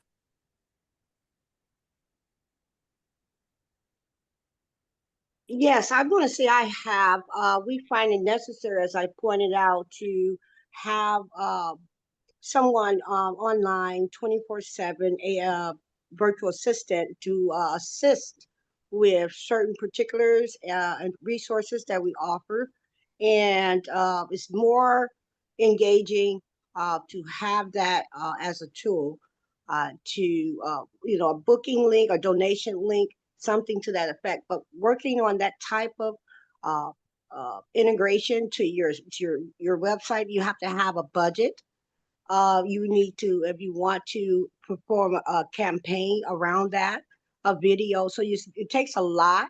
So maybe marketing teams, maybe might be something that you want to add, as I put in the chat, as a one of particular advisory, particular expert to your trade to help integrate any of those facets as a small farmer or one that is implementing new you know, social proofings or evidence based actions to the seed trade. Great, thanks. Thanks, everybody. That was really rich conversation. I want to move us along to another subject, which is important to growing cooperatives, which is governance and operations and accountability to one another. And I want to ask this question, especially to the cooperatives that have seen rapid growth and expansion over the last few years. Like, how have they been able to grow and add members in a way that's sustainable and ethical? And how are the responsibilities as well as the benefits distributed among members to ensure the fairness among different roles?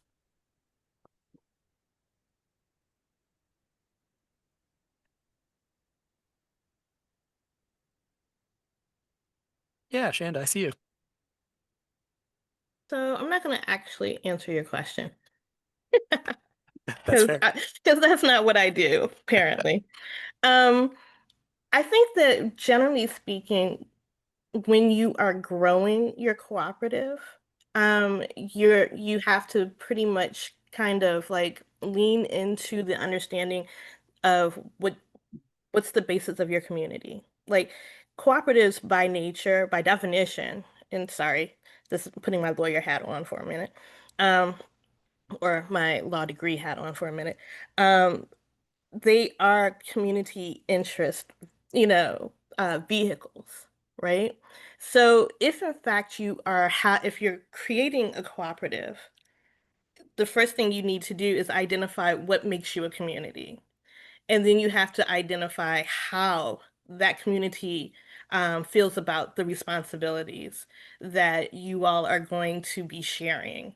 And that's kind of how you get to the next, or at least that's my understanding, or how I've operated and understood it to be. That you have to figure out first, what are the what are the shared goals, visions, missions, etc. But you have to also kind of like you have to memorialize it. You have to put it down on paper. You have to say, all of these things are all of these things are the things that we are all willing to hold each other accountable for. And I think that that's kind of that's how you start the cooperative, and so that people have a place to kind of hang their hat when they are saying we want to be part of that cooperative. Um, so I think that, and then the next step becomes, well, at the next step becomes, well, if in fact you all are in agreement with me, then we can be in community together.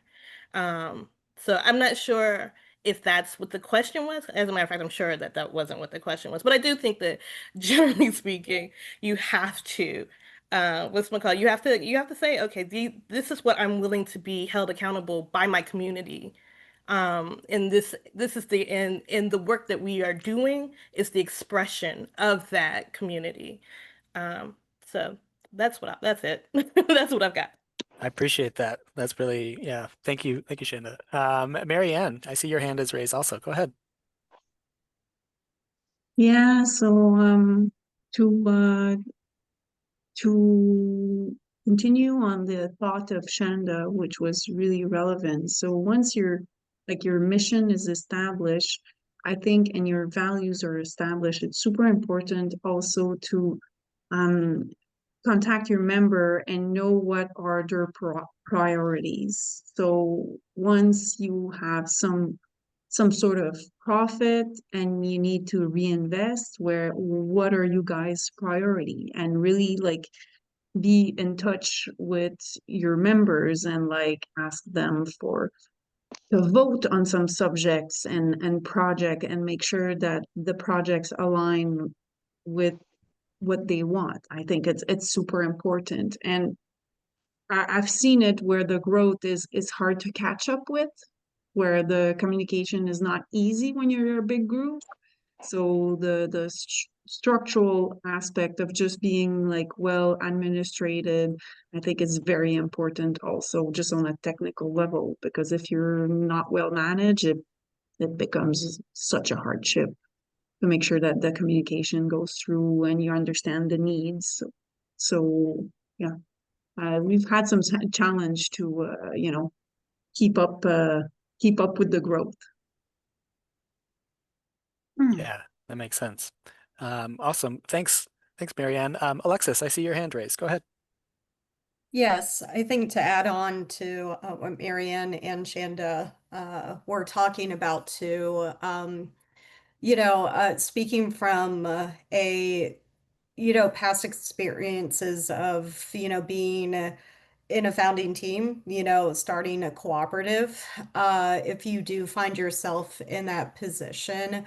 And I heard in the introductions, I believe there's, a few folks here that are interested in starting cooperatives, is maybe to consider as you're getting started with talking about like,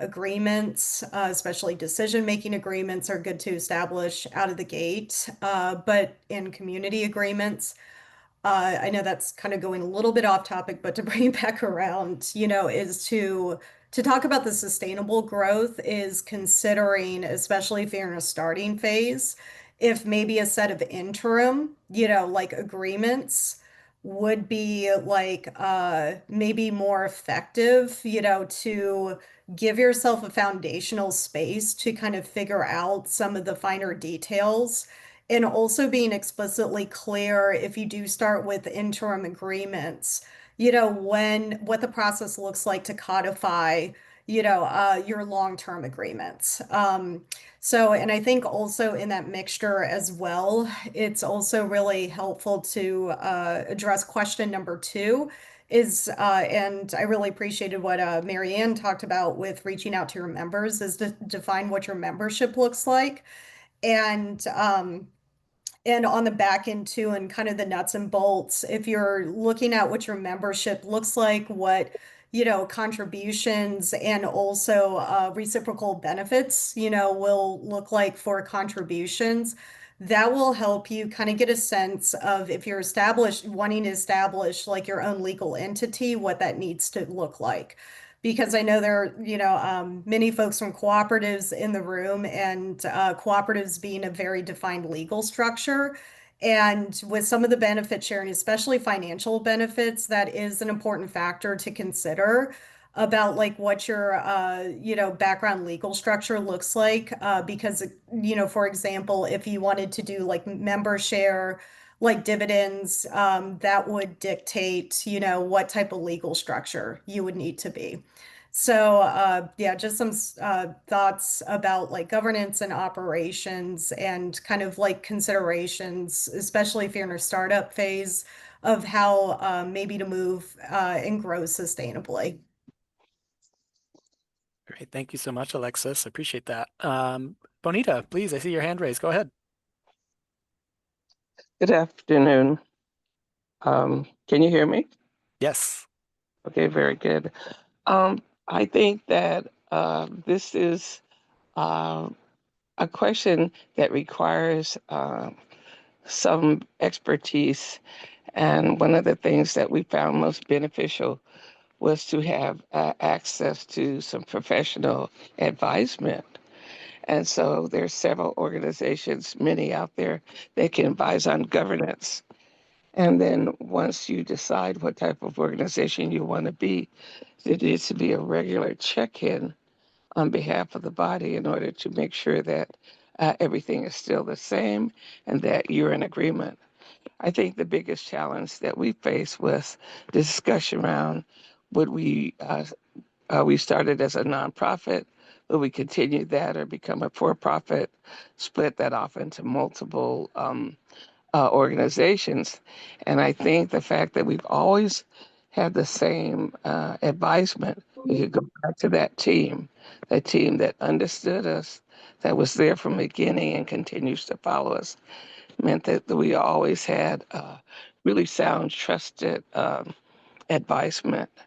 Another thing I remember someone saying, and Alexa spoke to the idea about having that first group of people that kick off the collective. It's really important that you continue to have people with that historic knowledge, so that somebody says, "How in the world did we get here? What was the process? What was our thinking?" And one more thing, I really advise. I've seen a few collectives try to do to organize without having a broad system for democracy, making decisions across the whole collective. It's very easy and much more efficient to have a small group of people who make the decisions, or in some case, one person that kind of tells everybody else what to do. I think in the end, it's better to have multiple people in the decision-making process. We use a working group process. Other people use committees, so that democracy decisions are spread out over multiple people. And it's another way, I believe, to get more resources to the group, is to have more people who are doing the heavy lifting. So we have a group that standing working groups, and then we have ad hoc working groups. Some groups are stronger than others, but all the groups are required to give monthly reports and to participate on a level that lets the whole collective know, one hand know what the other hand's doing. And I'm thinking that's that part of the governance structure is a recipe for survival, because these are pretty rough times we're living in. Check. Amazing. Thank you, Benita. That's really valuable advice from your lived experience. Kelly, I see your hand up. What can you add to this conversation? Yeah, thanks. I do want to just second a bunch of the stuff that was just said by Benita and Alexis and I think Marianne. My role, working with people who know co-ops is huge. I'm not a specialist in necessarily any particular sector. Like I'm not a specialist in seed production, for example, right? But my job is to know about the statutes and like model bylaws and articles and member agreements and all of these things. And a lot of what's just been mentioned, right? And so, putting in another plug for working with someone who's experienced with cooperatives, particularly where you are located, because every state has their own cooperative statutes. And so what you can do with the co-op structure in Wisconsin is different than what you can do with potentially with a co-op in a different state. And you can also incorporate in a state not where you're located. And a lot of these conversations, getting to question number 2, are questions. One of the things that I do with groups is that like when people are coming together saying they want to do something cooperatively, collectively about, whatever purpose, in this case, maybe seed production, organic seed production or marketing, the tendency of the group is to be super excited about the business proposition, right? The organic seed stuff. And where someone like me, a facilitator, can play a role is to remember that if you're going to do this as a group endeavor, spend at least as much time talking about, making decisions about, and writing down how you're going to do number 1 and number 2 on this slide, for example, right? That doesn't necessarily have anything to do with seeds at all. In Wisconsin, for example, we can have co-ops with more than one membership type. And so the seed co-op that I alluded to, or the group that was the steering committee that I alluded to is supporting, that was considering starting a cooperative, here wrestled a lot with, like, is this just a producer owned cooperative? Is this a producer and worker owned cooperative? Are there two cooperatives that then come together and form some other entity? So, like, question number two, some of this stuff has to do with, like, well, are all of these people considered owners? You know, and these are things to decide at the outset as opposed to when you're down the road a little bit. So, and, you know, what I see, you know, the answers, you know, as someone who spends a lot of time working on bylaws, like, the answers, some of the answers to number 1 and 2 on this slide are the kinds of things that would be outlined in the bylaws after very, you know, deep conversation amongst the group. Wonderful. Yeah, I'm hearing a couple themes of try to get some of your processes set up before you get too far into the cooperative, and don't be afraid to ask for help from somebody who does this professionally and who loves to work on this stuff. Yeah, let's get a few more brief comments here, reflections, and then move on to the next subject. Yes, please, Alexis, go ahead. This will be very brief since you talked about establishing agreements. Just wanted to put out a pitch for, you know, one thing out of the gate to flesh out our conflict resolution agreements. So it is something where I know it's not anybody's favorite topic to talk about, but it is something, you know, that is really helpful in the best time to hash out, you know, how you're going to navigate conflict or disagreement is when things are going well. And I've seen many spaces where starting out, and again, if it is something that's fluid and changing, that is fine, but just having a baseline agreement to navigate, you know, issues that are coming up in the beginning is a tremendous lift. Agreed. Thanks, Alexis. Elena, go ahead. Yeah, I think all of these are such great contributions, and I wanted to add to the idea of seeking help from experts to just say that also don't be afraid to use an incubator. I think it depends a little bit on which growers you want to bring in, and if everybody already has their own seed company, you might want to start off with just what are our bylaws and agreements and how do we want to work together. But of the 3 legally incorporated as cooperatives, co-ops that I talked with for my thesis, pretty much all of them incubated either with a nonprofit or as a sole proprietorship. So then there were years of getting to really think about these questions and establish infrastructure, both social and physical infrastructure, which I think was really beneficial. In addition to the nonprofits and the sole proprietorship, they also were working with groups like Sustainable Economies Law Center or a local cooperative center. So, yeah. Great. Yeah, thank you. And Vicky, go ahead. So I'm not really contributing. I just want to kind of ask a question in general for all the great people out there that have shared that they help co-ops form or ask critical questions or become organized. I've seen co-ops fail too many times, both here in Michigan and in Southeast Africa. And here, I think it's it seems that the members join with a great economic hope, and they don't see it beyond that. For example, we had several years back soybean oil co-op that was formed. Then there's various around energy with the windmills and such have formed, and they disbanded. And I'm wondering if some of you educators who work with co-ops on a daily basis or on a regular basis can share what points do you bring to the prospective co-op members so that they realize that it's more than just selling a product or creating a product to a co-op?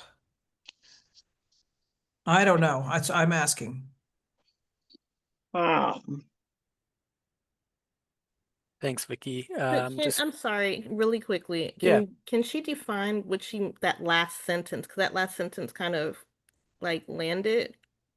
for me, I'm trying to figure out what she really, not what does she really mean, because clearly she had a point. Right. So But I was saying that it seems to me, and I don't have evidence, I don't have data to support this, but it seems to me that the farmers joined the co-op with the primary objective to earn a profit off of that product or practice. And I realize that there's more to a co-op than just profit. Also, there needs to be a time of learning and developing and maturing as a co-op. And I'm just thinking that that's not embedded in the conversation enough in some of these cases when co-ops fail so readily, both here and then Africa, with farmers resent each other having too much power. They become embedded by politics, and then the politicians win over certain things and corruption occurs. So, there's all kinds of missed opportunities I see in a co-op. And I love the idea because I'm all about participatory actions and engagement and community development. But I find co-ops a huge challenge, and I love to learn little bits of how to do it right or do it better. Great. Yeah, I'm really willing to spend a few more minutes on this subject. I see some people want to weigh in. I'm just going to go in the order of the hands that were raised. So I see Bonita up first. Bonita, would you like to come off mute and add? Yes, I would like to speak directly to that issue. But let me just say that I'm going to piggyback on something that Alexis said earlier when she talked about those conflict resolution documents. And other people have said they need to come in early. But I think what can happen is, if it's a regular practice of your co-op to deal with governance, eventually getting to a charter that has all of your documents well thought out and well aired, that is helpful. But the other thing is to have a broad enough base of activity so that each member can be engaged in activities that are not necessarily all profit making. Not all the activity of a co-op generate dollars. It just can't happen. There's activities that are so important to the successful and the success of a co-op that will not generate resources. So one is to have a mission broad enough so it can provide many opportunities, and understanding that making money cannot be the single or the most important activity. Your mission should be broad enough and should have social implications, in my opinion. Of course, that's my opinion, but I do think that a broad enough mission where you're serving your community, you're serving people. In our case, we are growing BIPOC growers. Our mission is very broad. There's a lot of ways to get to that allows multiple power centers and multiple skills to be applicable. People who understand business from this angle or that angle, or people who have this love or this interest, can they find a home where they can have a voice and be respected as an equal within the cooperative? Check. Thanks, Bonita, for adding that perspective and answer and getting at Vicky's question. Kelly, I see your hand is raised next. Please go ahead. Yeah, I think, first and foremost, when a group of people come together to form a co-op, part of the beauty of the co-op model is it gets to be about what they want it to be about. And so there's not you can't should from the outside, if that makes sense, right? It's about them and meeting a specific set of needs or whatever that they have. And I do, which is distinct in a lot of ways from a nonprofit, right? With groups that I support across any kind of business proposition, I remind folks that at their core, a co-op is a business proposition, not like a giant profit-making proposition, but a business proposition, right? And most of the co-ops that I see fail, which I've see plenty of, right? There's an unrealistic idea about what the finances will look like. too much reliance early on grants without a vision for. I'm not saying grants are bad. A lot of co-ops put them to, and other entities put them to great use, and especially in early stage or in key stages of growth. But reliance on grants is not a sustainable model, right? And so really doing the work early on to think through, like, over some time horizon, like, what is getting to financial viability look like? And is it really feasible? And finding the people that can help you suss that out, based on your geography, what you're planning to do specifically, right? I also, I will say, whatever, I mean, I don't know if this is still the statistic exactly that gets touted, but, you commonly hear like 3 in 5 small businesses fail. Co-ops are a form of small business. And I would say, just based on the statistics of our center, we find that, like, at the co-op level, because of some things built in different than, like, it's, a single person small business, like, we see that it's less than 3 in 5, right, fail. But they're small businesses and some are going to fail, and that's hurts, and that's not awesome, right? But that, like, early work on assessing financial feasibility, viability is huge. And simultaneously with the people work, right? Like, most of us in our lives and formal education get zero training in, like, group decision making, managing conflict. We get thrown into these things sometimes, group projects at school or whatever, right? And so actively seeking out that training, whether it's from someone who knows co-ops or just knows, conflict practices, facilitation practices, running good meetings, all these things, right? Like, it is for most of it is not a skill set that we just inherently have, and that's okay. Yeah. Like, it's easy, it's learnable, right? So, yeah, I see co-ops fail, and I think the ones that I see fail are not grounded in financial reality. Or there's shooting from the outside, right? Like, the co-op ultimately has to be driven and have a purpose that comes from the people who will make it go, who are the members, right? And then, yeah, that the group dynamic, work is big too. So we'll get 2 more comments on this and then we'll move on. So first Chris and then Shanda. Okay, I really like what Bonita said. The thing I worry about with co-ops is, if people remember, this goes a few years back, quite a few years back, Frontier Herbs in Iowa, that was a herbal co-op. And then what happened was the founders, like the board, basically sold them out and all got dividends. And there was a co-op in Ann Arbor many years ago, and parts of it were parted off, and people started their own business. So to me, I really believe co-ops, but I think there's people who are not bringing that's not their value, and they're belonging to a co-op. And we live in this individualist capitalist society where everybody's trying to get their own nut. And I think, you have to have that. To me, a co-op is like a religion. You really have to believe in it. And I think that's something that, has to be, I don't know how to, like, inoculated into people, Okay, that's all I want to say. Thanks, Chris. So I've been thinking basically around what Chris was talking about and what Vicky was talking about, and I've been lucky enough to actually have worked with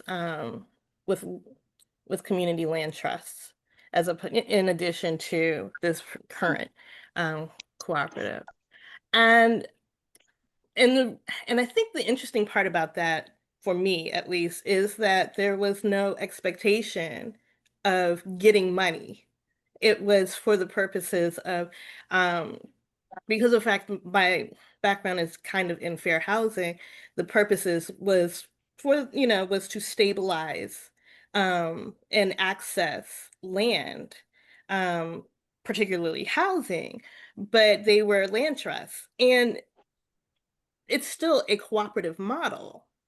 So there was no expectation, there wasn't the ability to move in and move out as freely, move in and move out of the conversation, out of the cooperative itself, quite as freely as we are talking about with regard to like this business model.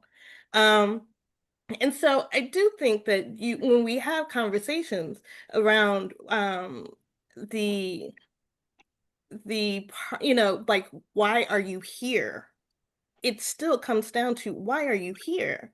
I also agree with Kelly that that a lot of the administrative part that most people do not like about business writ large is it needs to be front loaded in these conversations because of the fact that the longer you delay that conversation, the more entrenched in certain thoughts, whether spoken or unspoken, you become. And you start to project that everybody is in community with you when they're not. So there's a false sense of community.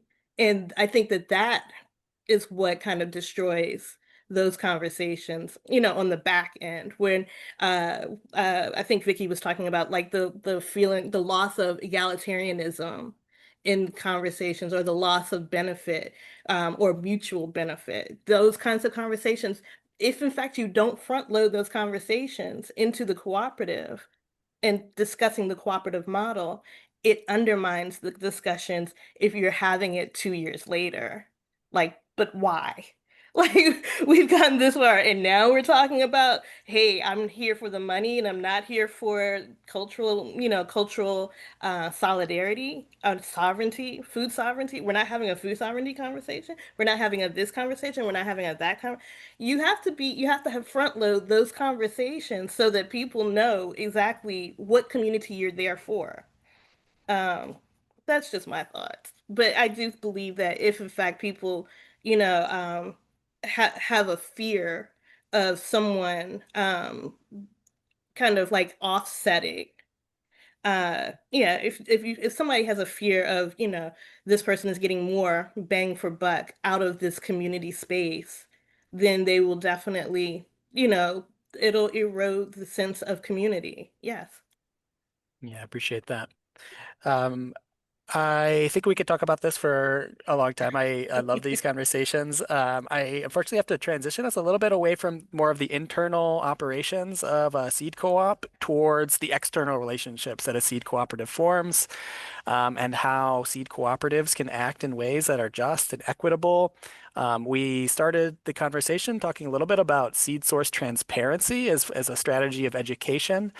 Maybe we could talk more about that or benefit sharing for communities of origin, even taking a step back from the seed grower, but the community of origin. And I'd also love to hear kind of successful stories or personal experiences that folks in cooperatives have had working with historically marginalized communities to build long-term, reciprocal and trusting relationships. I'd open up the floor for anybody who's has experience with these topics and has something that can share, or to add nuance or other questions to this conversation.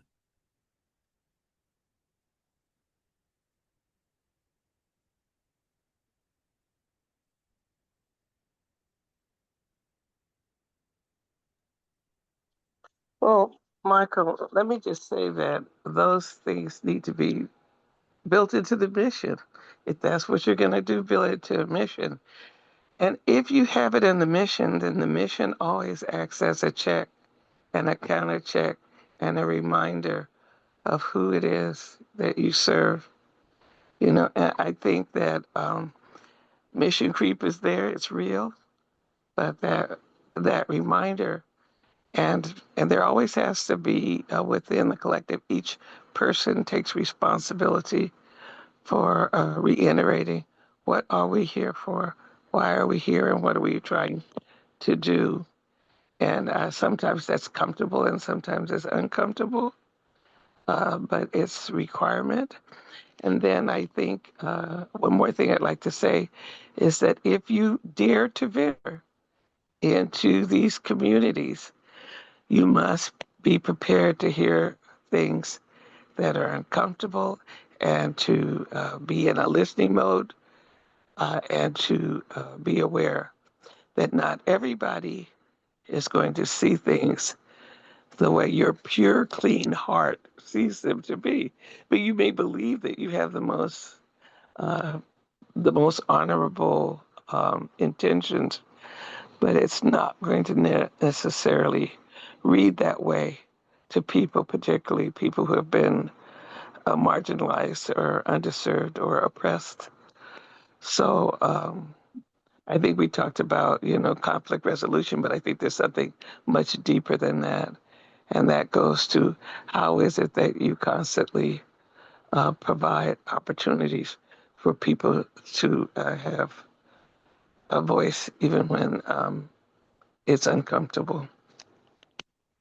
Check. Yes, thanks, Bonita, for adding that perspective. Alexis, your hand is raised. Please go ahead. Yeah, I have some thoughts on question one in seed source transparency, and I think this connects to earlier questions about talking about value, and I think one easy way that we can increase seed source transparency is really putting more front and center the stories behind who grew the seed, and the farmers.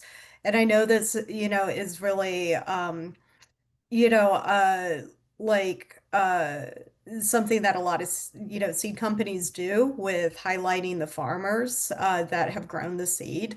But I think it is, something to like put forth in this conversation too, because it can be very powerful mechanism to not only amplify the work of specific farmers that grew that seed that are engaged in your collective, but also that does contribute to seed source transparency. And one quick note too that, or just like a starting idea, um, to get the conversation going of talking about benefit sharing for communities too. I think a big question that has come up in, a lot of the seed work that I'm involved, especially around particular varieties, is what space needs to like really be engaged in those varieties. And also, I think, for all of us, I think, need to question more of what seed varieties may not be for our spaces and may be for others. And so I know that's kind of a little like different than sharing the benefits, but I think that's like a really valid question to raise in talking about benefit sharing is really whose seeds are they, and is this appropriate to, be engaging with those seeds in our space?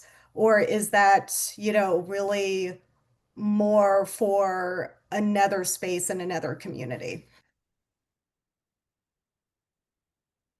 Yeah, thanks, Alexis. Appreciate that perspective. Yeah, Shanda, are you still muted? Clearly, I'm running my mouth today. And I apologize. Appreciate it. We did have an intellectual property session right before the Corvallis. And I was honored, thank you, OSA, to what's it called, to moderate two of those panels. And I do have a journal article out there that I'm a co-author on around why basically asking the question, why are we not using GRIN as a means of capturing information if we're going to commit biopiracy? So that's a conversation that, is very near and dear to my heart. But generally speaking, I think it's an interesting divide that when we start having seed source transparency, that we generally start with the grower and not the actual source. I think that there's space and opportunity for people to actually acknowledge where the seeds actually came from, whose community it actually came from. There's ample opportunity for them to do that if they so chose. So, as far as benefit sharing, that's a different conversation because of the fact that we have to first deal with the idea that people are not acknowledged. There's a lack of acknowledgement, there's a lack of repatriation. And then we can get to well, how does that look? How does that show up? How do you, contribute or even help to increase the stock that's already, may have diminished over time, stock that has been edited or modified over time. These are conversations that are ongoing. So, and so, yes, I do believe that, that kind of work will actually contribute to long-term relationships. But the question is, it's like, do those who are asking for transparency really want to engage in that kind of work, or do they not have enough time? Because I have heard that, well, you know, I'm a small business. I don't have the time to reach out to these people. Hmm. So, sorry. I'm a little verklempt. Oh, that's really wonderful addition to this conversation, Shanda. Thanks. And yeah, I see Bonita's hand here, and I'm just wondering, to add a question into this conversation, and Bonita, you can take this or leave it. But I'm wondering about the work that goes into researching varieties and creating these variety descriptions. There's some conversation about adding more information into our variety description, but as I think many of you know, like that is serious work. And my colleague Susanna has some experience with seed histories, and I know others. I know Ujama has a deep involvement with some heirloom seed histories and oral history projects. I'm wondering if anybody is wanting to add a little bit more about that research or the work that goes into accurately and ethically sharing these stories about where these varieties came from. I'll call on Bonita first, and then others can raise their hand if they want to add.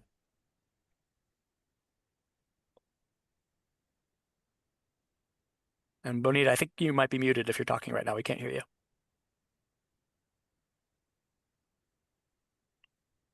Yeah, Michael, it goes back to the history of Ujima, how we started. We started with the stories before we had any seeds in hand. We started by asking communities what was important, what was culturally meaningful, and using the community's elders as the experts, recognizing the genius of indigenous seed keepers, and that was step one. I get it. I know how much work it is. We have done 140 oral histories. I just spent last weekend down in Eastern North Carolina where we had done 24 oral histories. We talked to Tuscaroran communities, Lumbee communities, African American communities, and many unraveled a whole lot of controversy. And some people would want to stay clear of that. I get that. I just don't see how you could ever honor the source of those seeds without entering those murky waters, sometimes even hazardous waters. So it takes so much for us. We have two teams that are responsible for most of that seed work. One team is looking to seed as from the business side. We have another team that's responsible for collecting oral histories, and they must constantly be edited and enriched and added to. So if you were to look in our catalog, you would see the stories. Some of them are extremely long and are narrated by individuals who have done the heavy lifting. They are nowhere near where they need to be. One of the things, for instance, we realized that there were multiple names for a variety, depending on who the people were that came from. And so this fall we met with some folks from Crop Trust who have developed a database of names. So you get the soldier bean, it may have 30 other names, or a particular, green, like callaloo, has so many names. What exactly is that? So it means that in order to do that well, time and the value of that would have to be established by the seed company. And I just don't know if it's important enough. I look at many of them, and there's just the simplest grow instructions, and they put no heart into really doing that work. So again, it goes back to the mission and what the priority is. And I hope it gets better, but look at the amount of work that we spend. And right now I have 12 interns doing research on that right now at American group at Tuskegee as well. It's work. I don't know if people profit in it. And many people, let me say, are profit driven. And if they don't see a bottom line to it, will they be willing to engage in that work? And then those of us who are doing that work, what is our responsibility to maybe call out people, or whose job is it to make note of people who are not doing that work? So I think that's one of the things you're trying to get at with this question. Check. Thanks, Bonita. I think we have time for maybe one or two more comments on this issue, and then we'll take a short break because I know we've been sitting for quite a while and a lot of information. So maybe one or two more comments. Susanna, go ahead. Thank you, Miss Bonita. Yeah, I think this is an important topic, and I, having worked as a seed historian and as a farmer, I realize that there's difficulty in telling stories, and I think that there's a distinction between, at least for me, when I think about telling a seed story, I'm thinking of like the relationship to the community. And respect and honor, and trying to figure out in my work, how do I share a story? One, is it my story to tell? Two, like what tropes and narratives am I repeating? What histories am I repeating? Am I telling the same history that's not actually accurate? And I think maybe my favorite story to tell is a story that's not told. And in the spaces where there isn't very much information, I feel like it seems as though you could tell a story and or you could go and look and say, hey, there's not enough information for me to tell a story. But if you look at the history and the location of where things have happened, there's tons of history. And there's tons of stories. And so I think it's important that we look back and we tell stories that haven't been told before, and we ask questions that haven't been asked.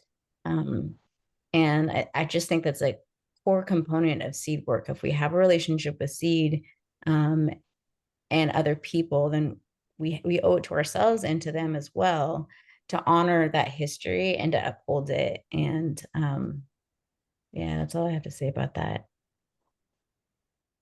Thank you. Thank you, everybody. That was really wonderful.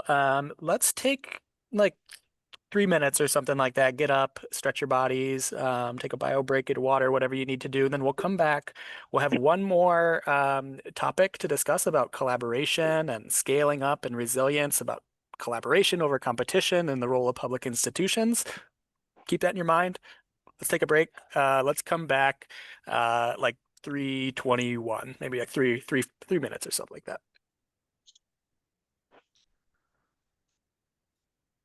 And we are going to shift our conversation a little bit. We're still talking about kind of external relationships, but now we want to talk a little bit about that cooperation among cooperatives, or how do, new and established cooperatives and companies relate to each other? How can we collaborate with each other more than compete? Or if you are part of a formal public institution like a university, or I don't believe we have anyone from the USDA here right now, but for municipal organizations, government organizations, nonprofits, what role can formal institutions play in supporting the development and the maintenance of these seed cooperatives? So I'd invite you all to raise your hands if you have opinions or perspectives that you'd like to add to this conversation.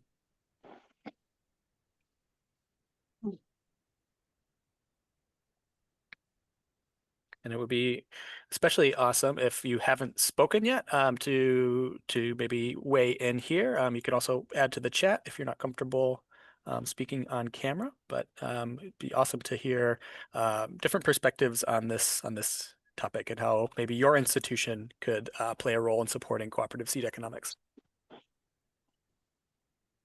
Yeah, Jeremy.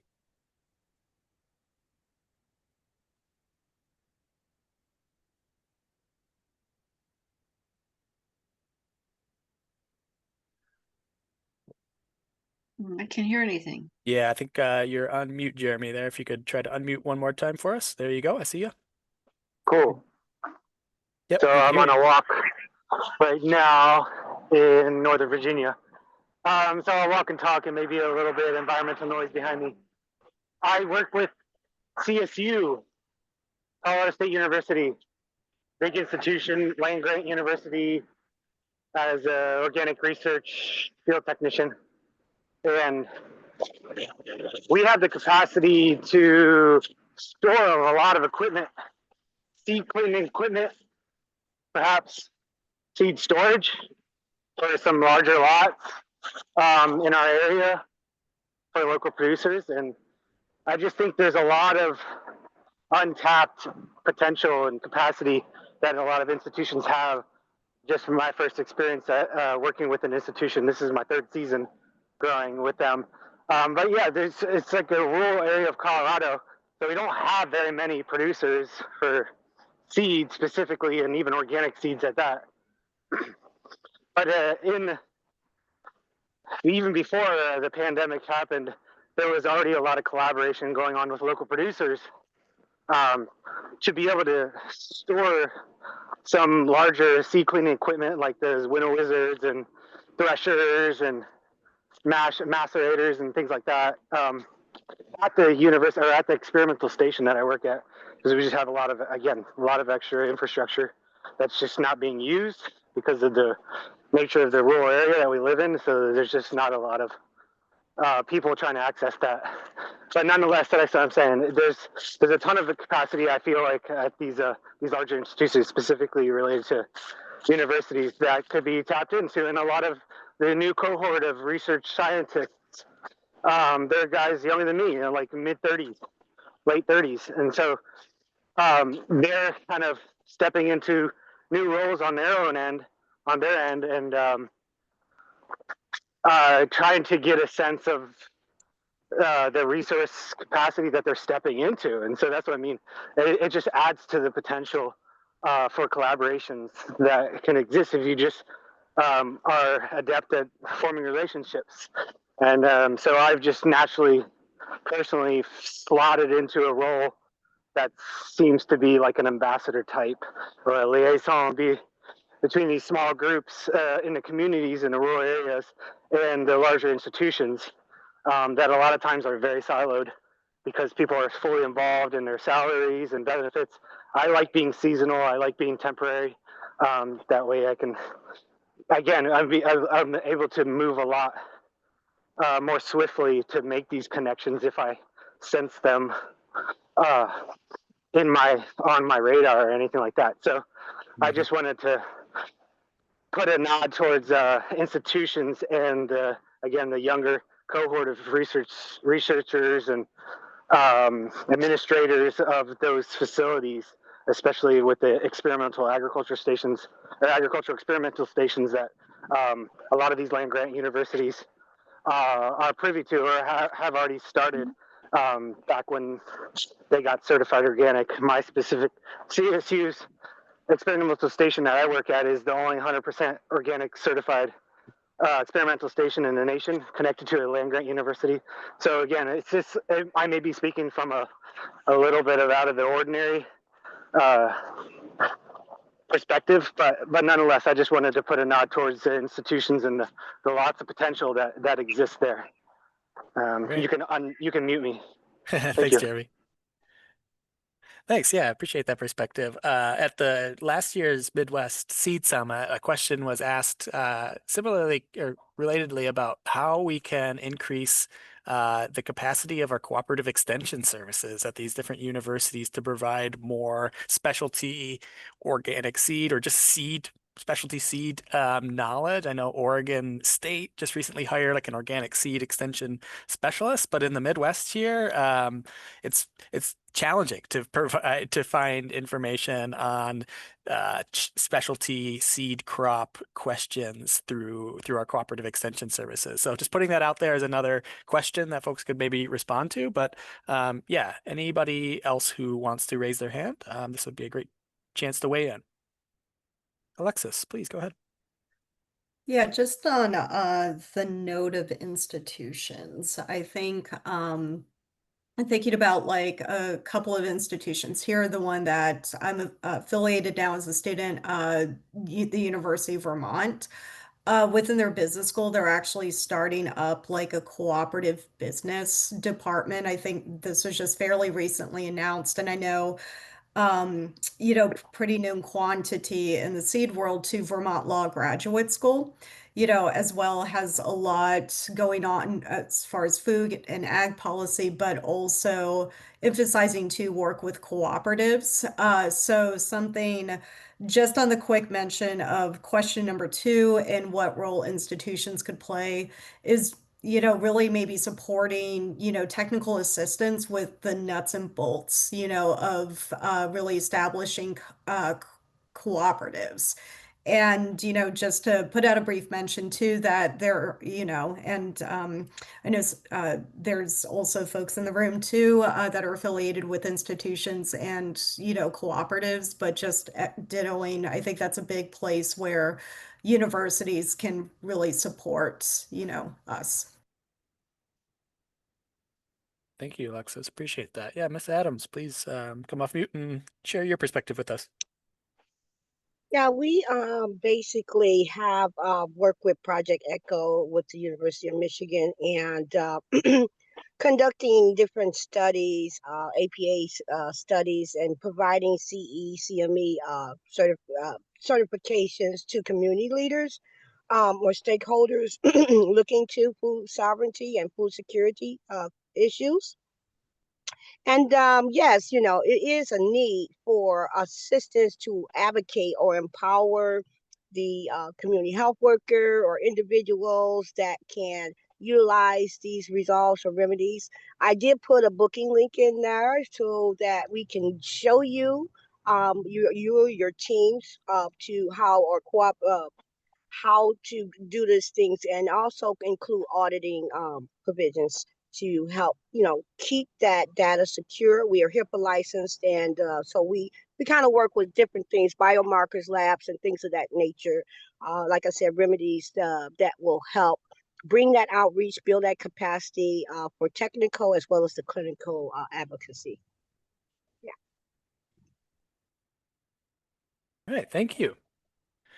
Yeah, anyone else? Bonita, I hear you coming off mute. Maybe Yes. not intention. Okay, yeah, go ahead. Yeah. So I think that many of us, including OSA, including UJMA, and many of the organizations in this room, have had the benefit of being in an industry that is quite different than other industries. And I have heard many people say that the organic seed industry has been greatly helped by some of the original folks like Ira Wallace, who helped to establish a culture of cooperation. Our industry, people are working with each other, they're sharing seeds, they're sharing know-how.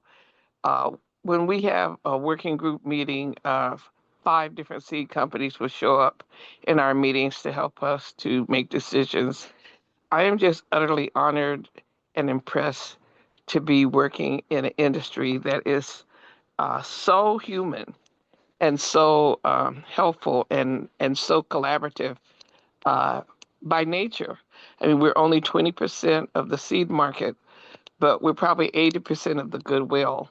So I'm just patting ourselves on the back. We are fabulous, our industry, and we need to continue to feed the beasts of cooperation, to share, to grow, and to support each other because the world around us is not always so kind. Check. Thanks, Bonita. I think we all could use that encouragement these days. A little bit. Appreciate your positivity. Um, any last thoughts? I think, we can continue this conversation a little bit. I wanted to just open it up to any of these four subjects that we've had or conversations that we haven't had so far. Get some reflections from folks, maybe start thinking about our next steps. We have the last hour of the day, so in half an hour or something like that, just like I said, open and unstructured for people who want to stick around and jump into breakout rooms with everybody. But I wanted to just kind of challenge everyone as a group to respond to some of these questions. You could do it in the chat. You could do it. You could raise your hand and share with us. One key lesson that maybe you learned today that's changed your perspective, or whether one or more actions that you plan to take as a result of the discussion that we've been having today.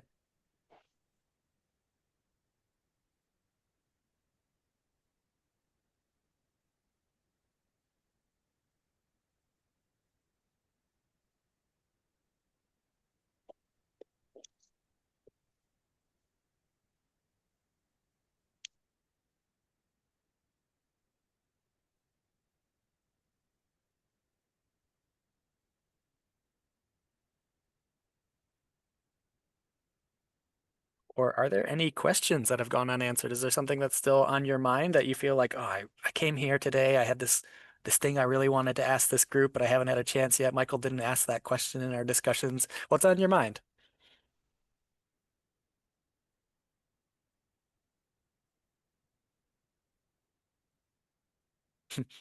Chat says there's a lot to think about. Indeed.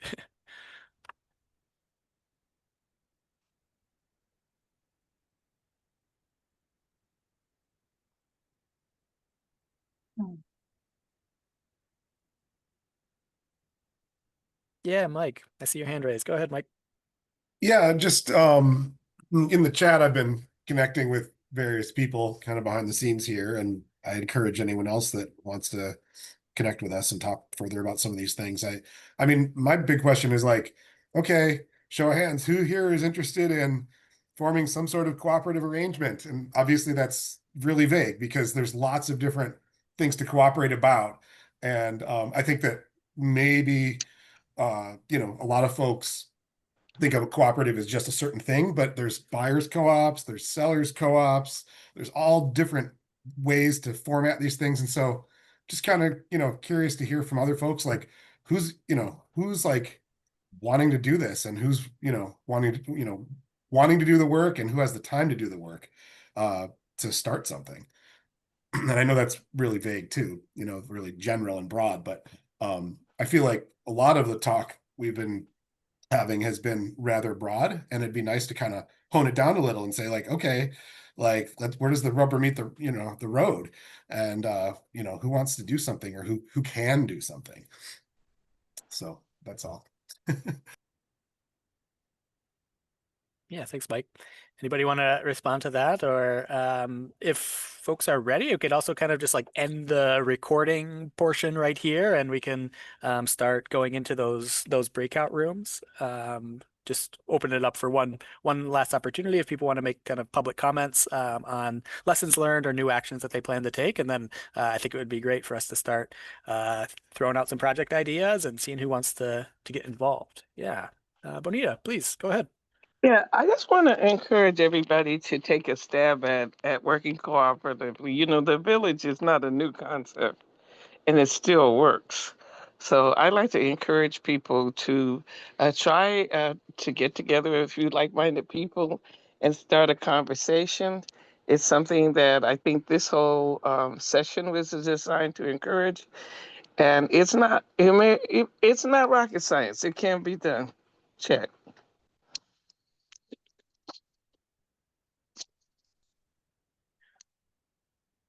Thank you. Yeah, I appreciate that.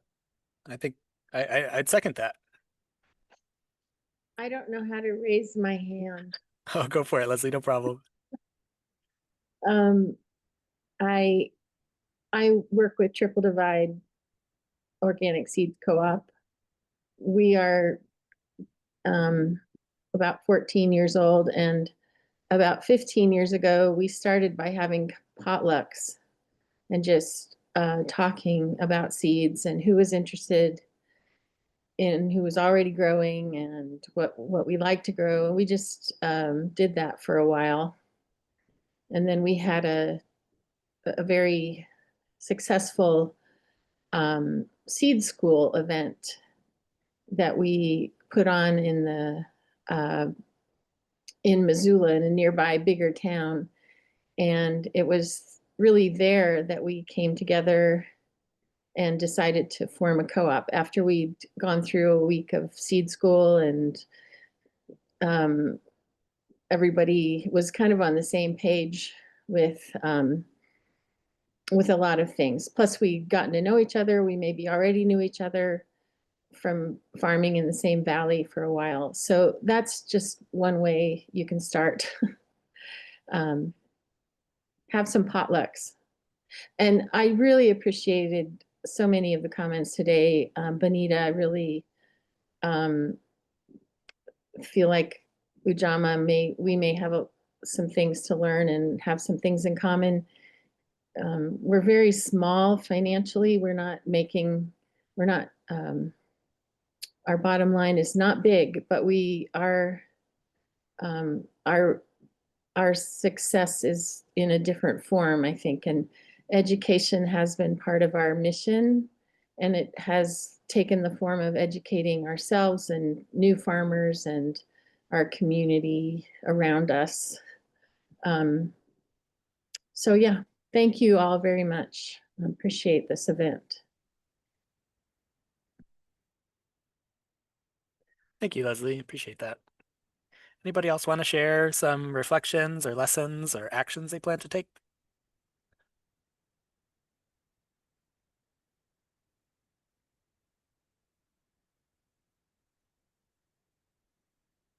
I see you coming off mute there, Aaron. Go ahead. Yeah, sure. Yeah, I guess maybe it's a reflection or maybe it's action too. But yeah, I came to there was a call this past week, the Organic Seed Alliance, something else that I was on. And one thing I've observed is there's not a huge amount of farmers on the calls, and but lots of researchers and people in the sort of like, I guess, academic or like higher thinking aspects of the seed industry or seed mission. And yeah, it's just making me think about, like, somebody like me. I'm in the garden a lot, and I love growing, and I love the act of seed saving and want to be a part of the seed mission all around. And so maybe I'm encouraging people in the, maybe, I don't know, governance or policy space or all of that to reach out to growers more, or encouraging like me to, like, I'm trying to figure out how do I get involved with seed contracts and that kind of thing. And so maybe like figuring out ways to connect the two sides of the equation as the cooperation can move forward from there. Because yeah, it takes both sides. And as a grower, like, I kind of resent the having to sell stuff, and, well, not resent it, but I mean, it's like that's the chore. The joy is in the garden. And maybe vice versa for other, I don't know, times in life or other areas of expertise and all of that. So yeah, just another vote for cooperation, I guess. Thanks, Aaron. Appreciate that. Mm. Anyone else wanting to share reflections or lessons learned or actions they plan to take?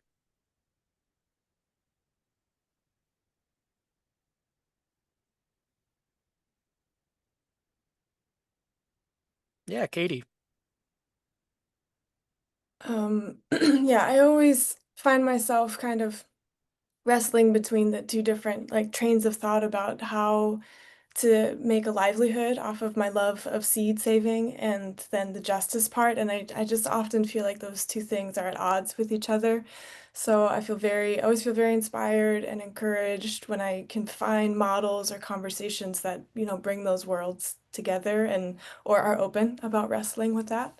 Um, so that's something that I am was not solved today for me, but I'm still sitting with. But I'm just grateful to keep hearing examples of business model, like some real technical things. How can we make a business in this world, but in a way that, yeah, is more valued center and honored the seeds and humans, and so that's just my continual work that I'm doing right now.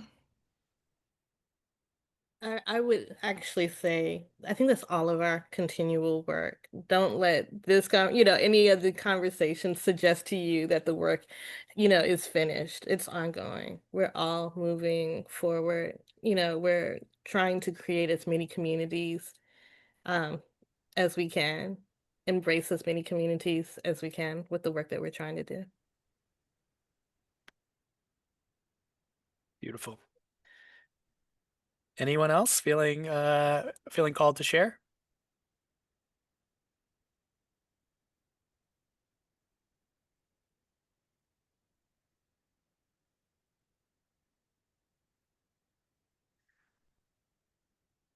Well, I'm not hearing a lot of people coming off mute here, so I think we've maybe exhausted kind of the groupthink here, and I'm so happy with how this went and hearing all these diverse perspectives. I have just a few kind of announcements to kind of make at the end, and then, like I said, we'll turn off the recording. We'll create the space for you all to interact with each other and go out to breakout rooms and all that. But I wanted to plug a couple of the upcoming seed summits, the Pacific Northwest Organic Seed Summit in Portland, December 6th, and the California Organic Seed Summit to come in February. I think both of those events are listed on our website now, and you can find more information or reach out to the organizers. Maybe Susanna could put a link in the chat. I think there might be a wait list now. I'm not sure. So maybe she can clarify that in the chat for us. But yeah, feel free to continue coming to Organic Seed Alliance's events. We'll have another one of our advocacy office hours in December as well. So you can find all this information on our website, seedalliance.org/events, I believe. And we also have a brief survey that we'd love folks to fill out. You can scan a QR code now, or there is a link coming in the chat. I'll also send this out tomorrow. So if you're not the kind of person who likes to multitask, you'll get it in an email tomorrow.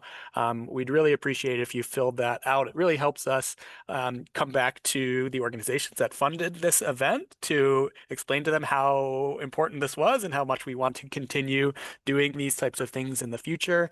It also helps us plan events when you give us feedback on how things are going and how things went today. So yeah, Miss Bonita, I see you raised your hand. What would you like to add? Well, I am so excited to announce our first conference. We are giving our first BIPOC Seed Conference in Washington, D.C., March 6th and 7th. We are just launching the date today, so everybody is welcome. Please follow us on Ujamaa Farms to learn more. Follow us on Instagram or Facebook to learn more about our conference. We're going to be dealing with the juncture between urban and rural farming. It is believed that somehow some people have tried to make us think we don't need each other, but we are one gigantic family, as is the Ujamaa family. So please follow us on Facebook, Instagram. We don't do TikTok yet, but maybe that's coming. But to learn more about our first Black, Indigenous, People of Color seed conference, it's called Seed Culture, Rural and Urban Farming United. Thank you. Amazing. That sounds like an incredible event, and I hope tons of people will be able to attend. That sounds so great. Yeah, any last announcements or anything like that before we wrap up this recording?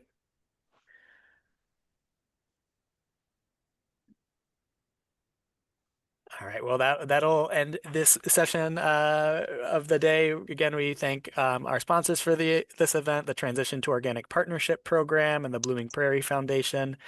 We hope that you'll stay on and for the folks who are here in the room, in the Zoom room with us, stay on for some community building and socialization. But thank you all for watching, and I hope you gained a lot from this presentation. I certainly did.